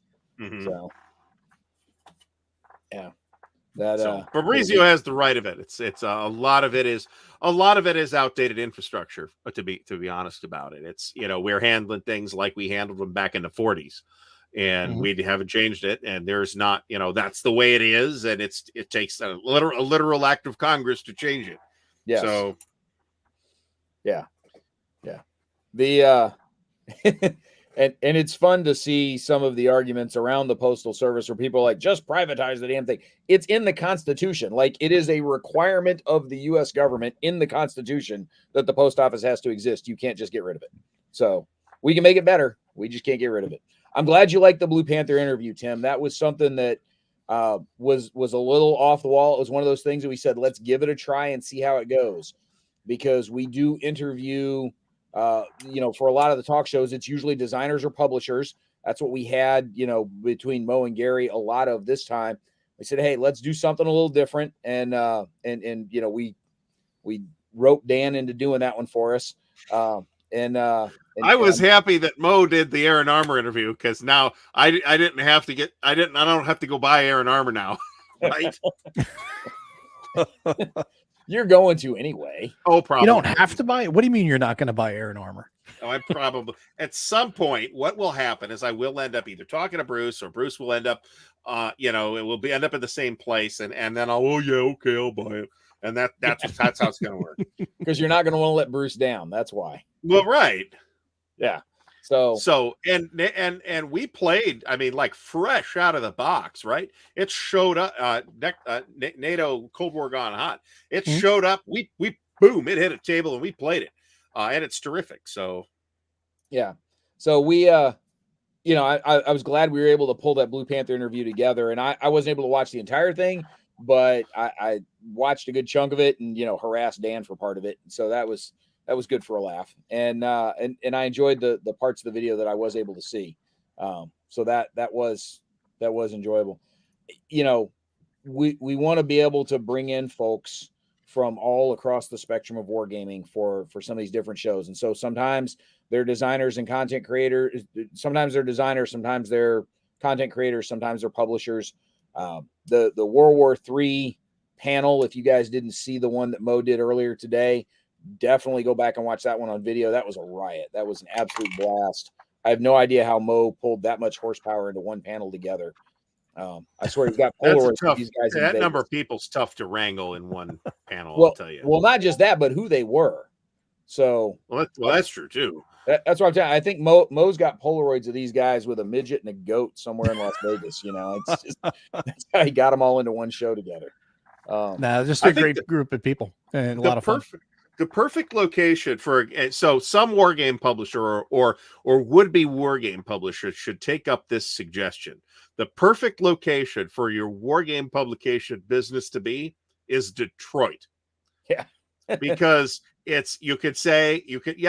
ship to Canada, no problem. And if you're shipping to Canada, you drive across the bridge and ship it, and it's just in Canada. You can do Niagara Falls also. Yeah, you can do Niagara Falls. That's true. There's that one town. But real estate's a lot cheaper in Detroit. This is true. There's the isn't there? There's the weather right now is snowy with a chance of bullets. There's a town in like upstate Vermont or something where the international border runs right through the middle of town. There you go. Yeah. Well, Columbia Games is in Blaine, Washington, which literally is you step across the border and you're in Blaine, Washington. Yeah.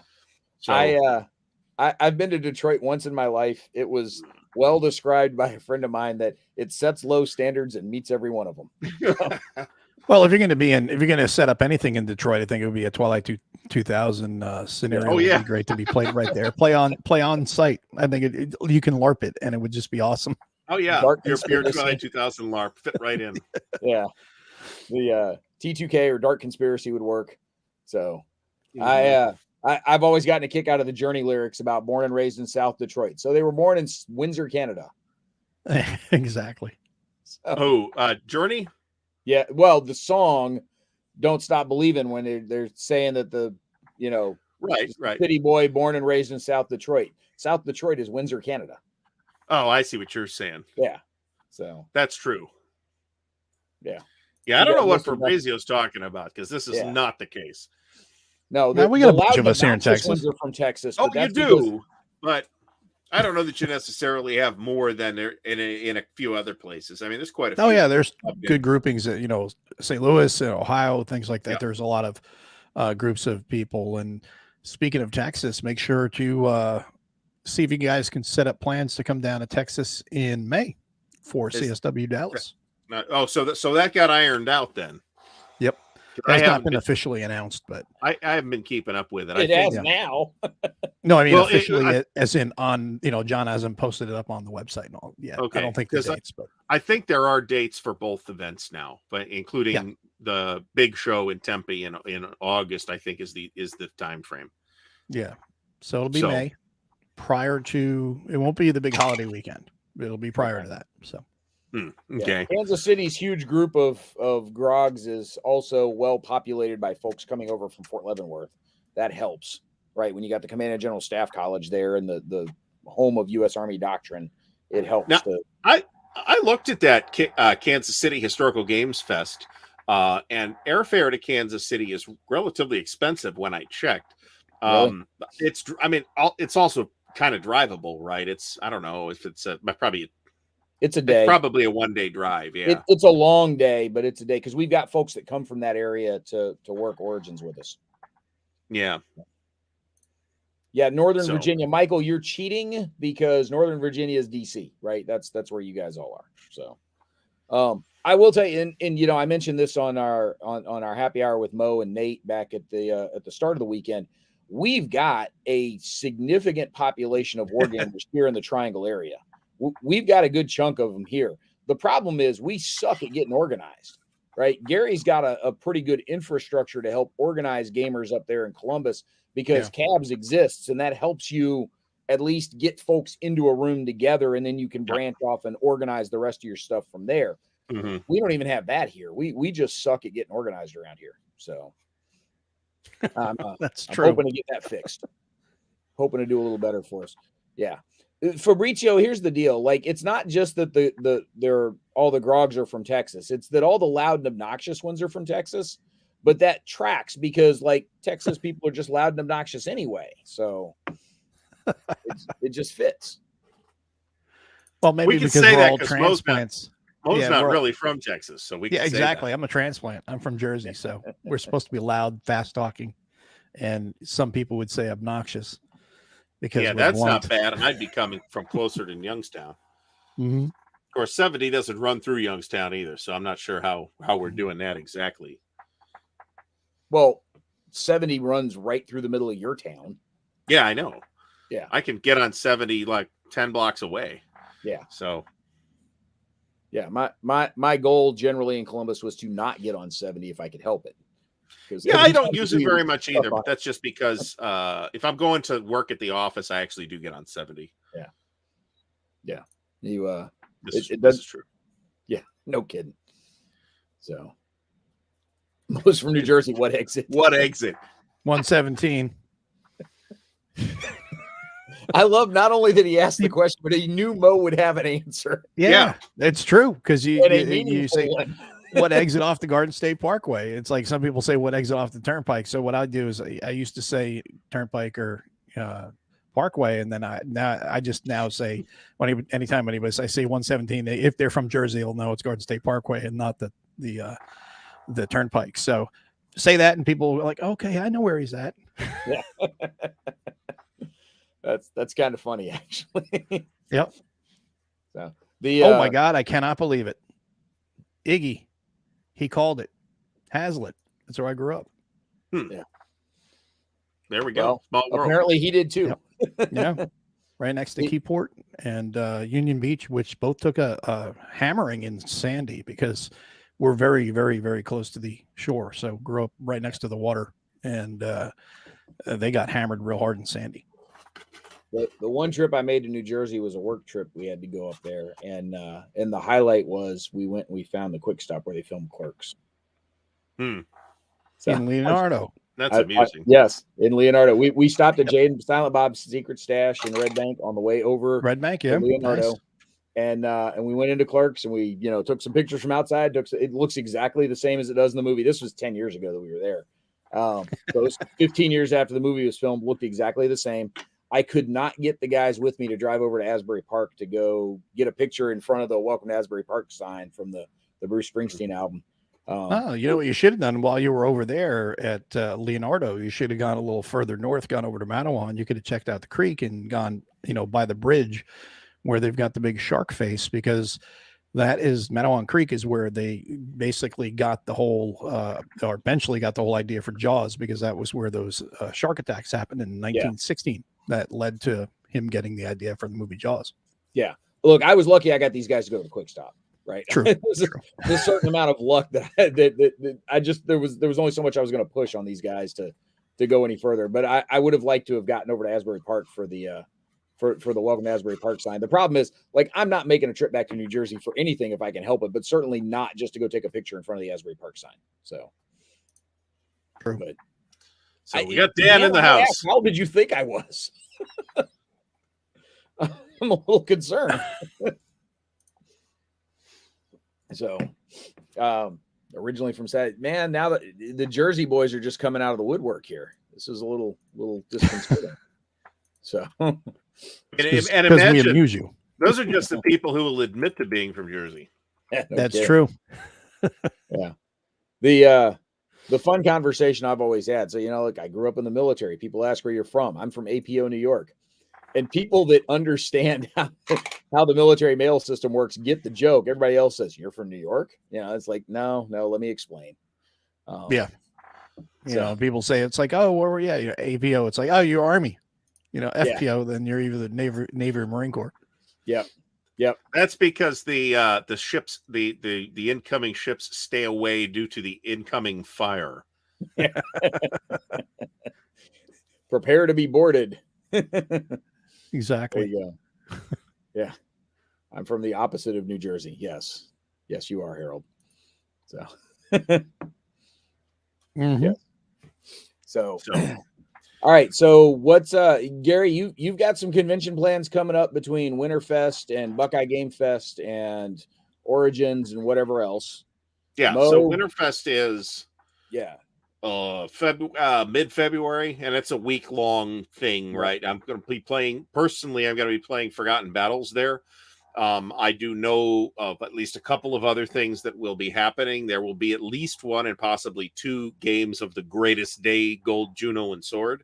Okay. There will be also the entire Eastern Front set up in OCS as the giant Tony Burkett Ostfront project. So that's separate from my Forgotten Battles game. Or just say the game that I'm in.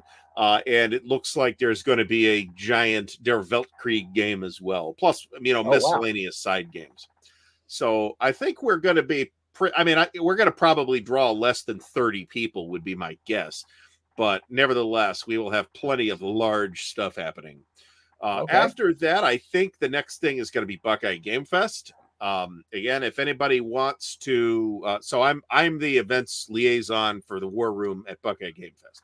So if anybody wants to do wargaming at Buckeye Game Fest, particularly big wargaming, but whatever wargaming, let me know, and we can make sure it happens. And we've already got a few things lined up, but there's a lot of room in that room. So after that, I think it's Origins, which is in its more typical time slot in early June.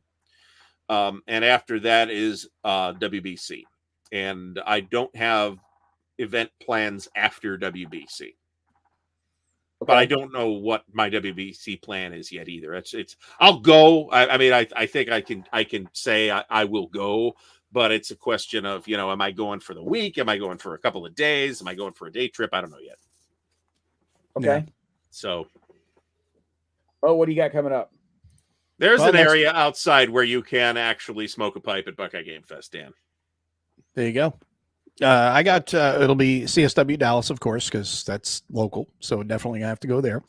Not sure about summer yet exactly if WBC will be in the mix or not, or possibly Tempe. It all depends, because the thing that kills me, the toughest part for me in the summer is I always take vacation in July because I get slammed with our anniversary, and then 6 days later is my wife's birthday, and then 13 days later is my birthday. So July is a very bad month for having to be around. So it's tough to split that up between like WBC or whatever, but may try to go there. And then after that, I'm trying to remember what else we've got throughout the year. If I can get out Tempe, get out Tempe. If not, it'll be Compass Expo in November.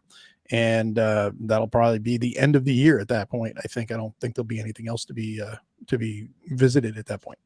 Yeah.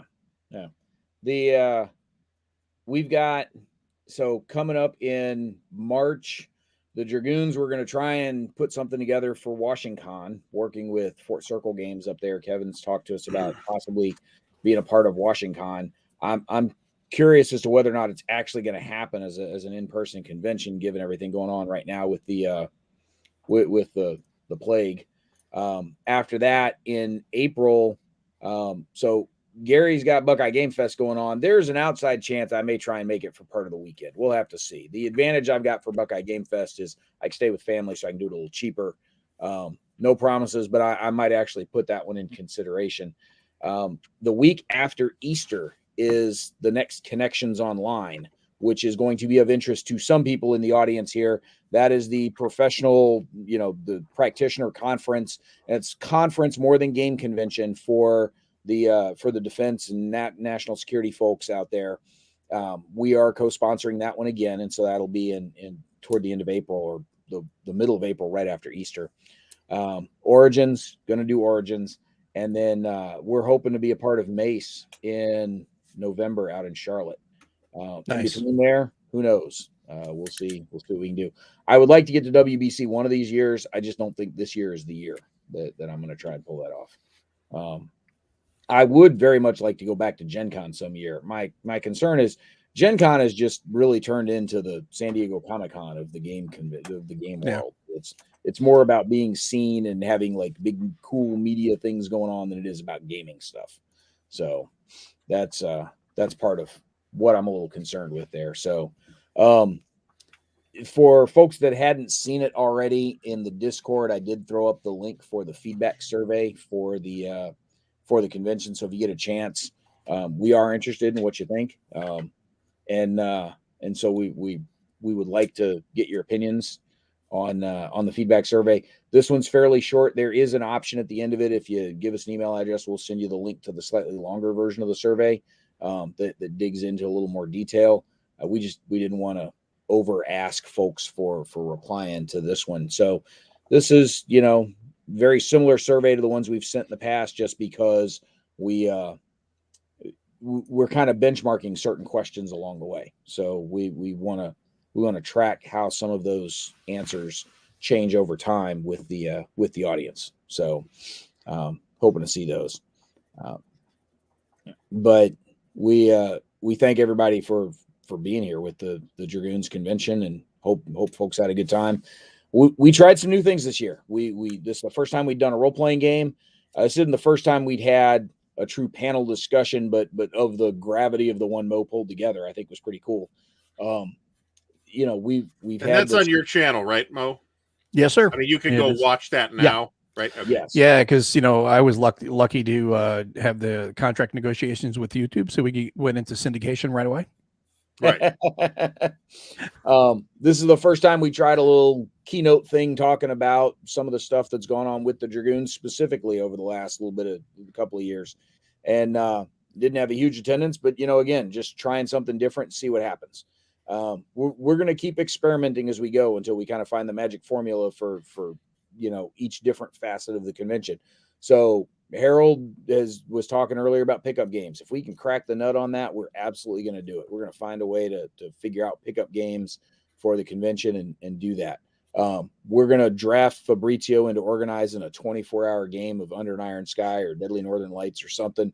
And we're going to run that sucker one of these years. That we're talking about that for at least 2 years. Yeah. Well, we've only been doing this for 2 years. Well, let's commit to doing it this year then. Yeah, sure.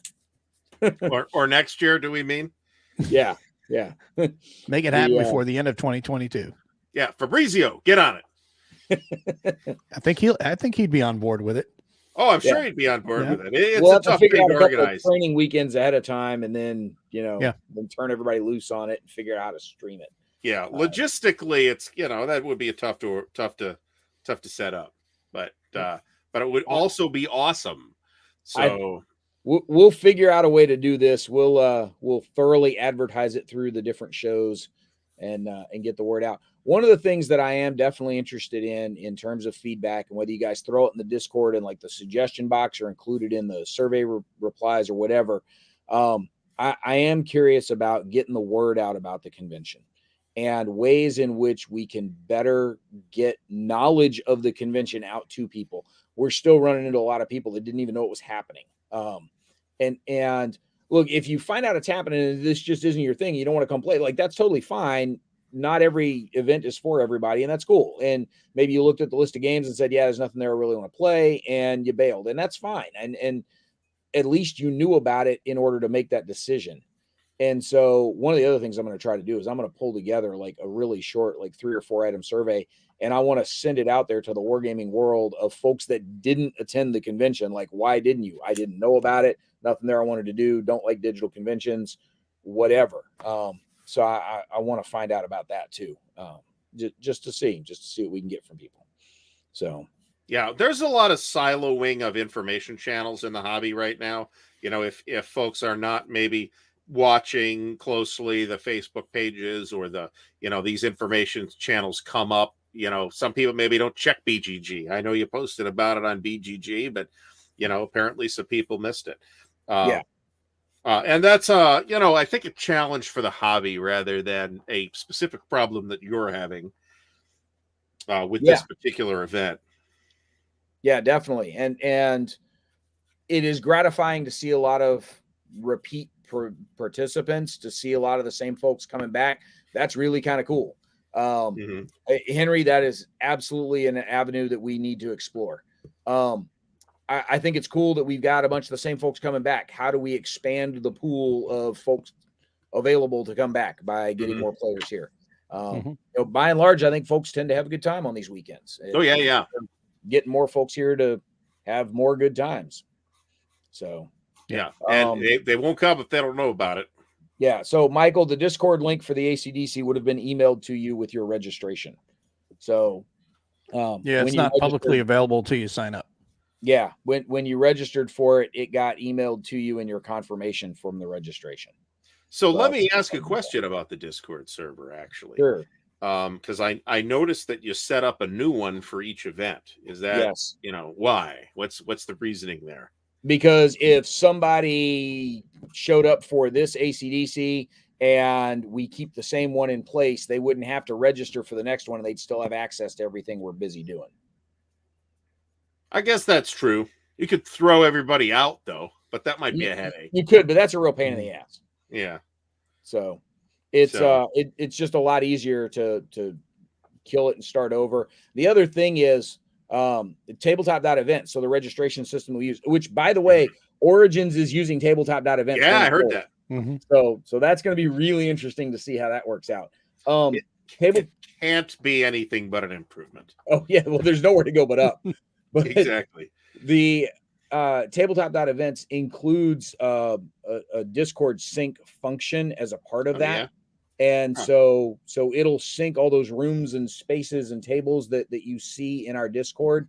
Those are all created in tabletop.events, and we just tell that to sync with our Discord server. We just got to authorize it on our server, and it does the back end heavy lifting for us, which is fantastic, right? Saves me a ton of work. But when you do that, it's additive. So I would have to go back in and manually clean out all of this year's stuff in order to sync next year's events. Okay. So that does make sense. I think that does make sense. The easiest thing to do is just close it and start over again for next time. So that's the easiest. Harold, I would love to. I'll let Brand answer this, but I think this is kind of a thing that we would like to do, but it's not, it's a challenge that we're still trying to wrangle with. I think it is something that we would like to do. And there's lots of folks that you can approach, but at some point, do the schedules line up? Does the availability line up? Is there actual interest there in being a part of it? That those are all headaches that we're still trying to tackle. And at a certain point, really the ACDC is about to get big enough that, look, Harold has this great organization out there that helps run SD HISCON. He's got a committee of like 5-6 people that are regulars helping him make stuff go, in part because you need that for the in-person convention that SD HIST has been up until the plague hit us. And then they just adapted that organization to the online world, which is great. It's awesome that Harold's got the help to make that happen. We don't have a ton of consistent help with this. It's a lot of me and who can I draft to lend a hand here and there. And so like Mo helped line up a ton of the talk shows and guests for those things. That was great. That was a huge weight off of my shoulders. I did nothing. Gary got told when to show up. We were able to draft a handful of our recurring GMs, but a lot of that built off of the original convention going back to the summer of 2020, when it was basically, hey, who are our friends that we can call to do this? And so we've slowly expanded that footprint, but at a certain point, like we're out of friends to call, and now we're calling strangers, and that sales pitch is a little tougher. So I would love to have somebody to help pitch in for recruiting speakers, for helping organize the gameplay and recruiting the GMs. Like it would be nice to have a committee to help pull that together. We're just not that organized yet. Harold is way ahead of us in that regard. So, would love to do some more work on stuff together. Harold, I'm not taking it as a criticism. It is a valid note that we could definitely expand the pool. And that goes back to, how do we get the word out to people to get folks in here from whatever different directions in whatever different places those players could be. Because again, one of the things the Dragoons that we try to do is bring in more of the professional practitioner side than a lot of hobby events and hobby organizations do. How do we get those guys more engaged in this program, in this process, and get them more involved? And that's a good place to start with that discussion too, because that is let's say maybe a lot of that group that's involved in the professional side of things lines up more closely to the military demographic than with the traditional wargamer demographic. Yeah.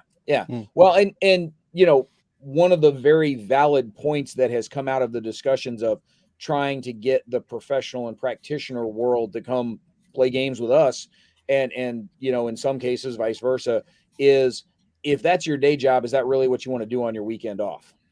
That's fair too. And I'd never really looked at it that way until somebody brought that up. I'm like, okay, that's a good point. So I but get also to that point, the professional is totally different than what we do. It's similar but different. Yeah, it is. There are definitely significant differences, particularly in the way in which you try to do things and the purposes to which you are bending those things. You're absolutely right. And like you've done it, so but there's still a lot of underlying concepts and thoughts and ideas and points that can certainly go in both directions that can be very useful. I think that's a gap that I'd like to see us bridge more, is getting that cross-pollination between the two, because there's a lot of ideas, a lot of energy that could be used both ways to improve both sides of commercial as well as professional wargaming. And that's one of the reasons why we are getting as involved as we are with Connections Online, with being a co-sponsor of that one. It's definitely a gap we want to help bridge. And look, that's something that we approach on our site as well. Like, we consistently, at least once a season, usually twice or more, we are pulling in very professional focused podcasts that we're bringing in students from Command General Staff College, or we're bringing in some of the Goose folks or some of the other practitioners that are out there in that space. We've actually got some folks from CNA lined up for this upcoming season that are going to be joining the podcast. So that community is definitely one that we try to cater to. We've got some of those professional focused articles on our website. That's something we're after, that we try to do. It's, again, if somebody had already figured out how to do it, it would already be done and we wouldn't have to. So that's what we're after. So, not normally get game related news from Facebook groups. So Mike, we've pushed stuff out through the video channels with guys. Gary spent half of your show last week talking about the AC/DC. We've definitely pushed it out through some of the YouTube guys where we can. We've got a pretty active Twitter feed. Even if you're not somebody that plays on Twitter a lot, it can be a good place to watch for some news and information. There's a half a dozen Facebook groups that we consistently share our content through, as well as BGG, Consim World, social.csw. So we try to find as many of those targets as we can and go hit them. Some of them bear fruit. It's hard to hit them all. It is. Yeah. It is. Yeah. And even if you do, how do you hit them all and not just, annoy the shit out of people by just constantly dumping your content on them without carpet bombing everything? Yeah. It's part of carpet bombing. That's true. I mean, there is a sort of negative value in making a big pest of yourself, right? Yes. So it depends. I mean, if you do it one time, like you do a month out or something like that, or 2 months out, say, hey, we're going to be doing this at this date. A month out again, you do it again. So you just let everybody know, listen, this is not going to be a daily thing, but we're going to come in and carpet bomb a couple of times to make sure that everybody gets the note. And maybe if we can get the Facebook groups to pin something to the top of the channel, so that way when people or the group, when they get in there, they see it right away. Or if there was some sort of centralized schedule, or maybe come up with like an online war game convention group that you mean if there was a centralized event calendar for war gamers on somebody's site somewhere? Yeah, that would be a great idea. Yeah, be very handy. Brent, get on that. Yeah. Done. Got it. Mission accomplished. But you know what? It's like anything else. You can present. This is the exact same thing right here. That war games are constantly, like Harold was saying before about expanding the diversity amongst wargaming and stuff. Well, we can only say so much. Here's this event. Here's what we're going to be doing. It still takes participation of the person to get up and come. So it's the same here. We can say that we're going to be doing this. It comes down to, are people going to join? Well, I think one of the and maybe we need to, as a hobby, collectively start looking at other ways to pitch the hobby to people. Other games to use to pitch the hobby to people. Like somebody mentioned in one of the discussions, 1815, which is that super fast playing, like takes like 15, 20 minutes to play a game on Waterloo, right?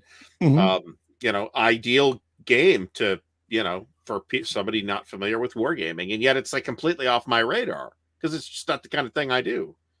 Yeah. Right. We should be paying attention to that kind of stuff. The part of the challenge that we run into, Mo, where you were talking about, get the word out 2 months out, then 1 month out, then start kind of counting some stuff down. Brian, there are lots of apps that carry it. The Dragoon podcast is mentioned in Dispatches with the Armchair Dragoons. We've got the RSS feed linked to the front page of our website. So you can go grab that one to subscribe through whatever your podcast tool of choice is. It's on Google Podcasts. It is on Google Podcasts. It's on iTunes. It's on Stitcher. It's on a couple of the others. It is not on Spotify. It's not on Spotify. It's not on Podbean. And there's one other one that we're not on. The challenge we run into with the timing of this one is that we can get the word out 1 month out, 2 months out, whatever, but we're running up against all the holiday traffic that's going on. And so how much attention are people paying when they're dealing with all their holiday planning and holiday family stuff happening? That can be a bit of a challenge. So I think we definitely need to start a little earlier in our notification cycle. That is something we've definitely got to do. And that is a classic gaming convention problem too. Origins has been notorious for that, for like, the events listing's not up yet. The convention's 3 weeks away. Right. Yeah. So, you're doing better than Origins. If that makes you feel better. Well, and we're all really curious to see what happens with this year's Origins, given that they had 4 fewer months to get their shit together based on, happening in October last year instead of its normal June time slot. That's true. We'll see what happens. I mean, we'll be there. We'll all be there one way or the other, right, Mo? Well, it depends. I mean, whether there's an event or not, because that's one of the things about choosing events out for the year. WBC is another one that's up in the air. Will it happen or not? Because last year people were counting on it, and A couple weeks out, no, we're not going to do it. So I think we're still going to run into the same thing this year, where people are going to have plans on having events and they'll be canceled. So right now I'm just looking at the ones for me, the ones that I know will happen. Those are I'm going to commit to. If there's anything else in between, possibly, and I can go, then I'd be open to it. Yeah, I think Origins proved that they can pull it off within the restrictions that the state of Ohio gave them. We'll be curious to see if all of that holds serve going into this coming year. So we'll see. out. I mean, it is a big, it's a good point, right? I'm very comfortable that Winterfest is going to happen, but like I said, Winterfest is going to draw less than 30 people, and it's essentially a club event. Yeah. So a big event where you got to be concerned about things like liability and, compliance with state, and county regulations. I don't know that I'd necessarily put money on any summer events, right? Yeah, sure. We'll see. Let's hope they happen. And I think Origins was successful enough last year that I think it's probably going to happen. But like I said, I wouldn't necessarily put money on it. So, yep. All right, guys, we've exceeded the 2 hours that we asked of our audience to join us this evening. I'm sure we could go for another hour and a half easy, but at some point, some of us got to go cook dinner. So, all right. So once again, thanks, Mo, for showing up at the last minute. I had invited Dan too, but Dan didn't show up. So thanks, Dan. I did admittedly invite him like a half an hour ago. So I didn't want to yell at him in the stream. So it's all Dan's fault if we only had 3 people here tonight. So thanks, everybody. Thanks for participating in the Armchair Dragoons digital convention. Thanks to all the folks who ran stuff for the Armchair Dragoons digital convention, and as well as all the people who had fun playing stuff. And thanks to Mo and Brant for coming tonight. And thank you for watching. Thanks for having us on. Appreciate it, guys.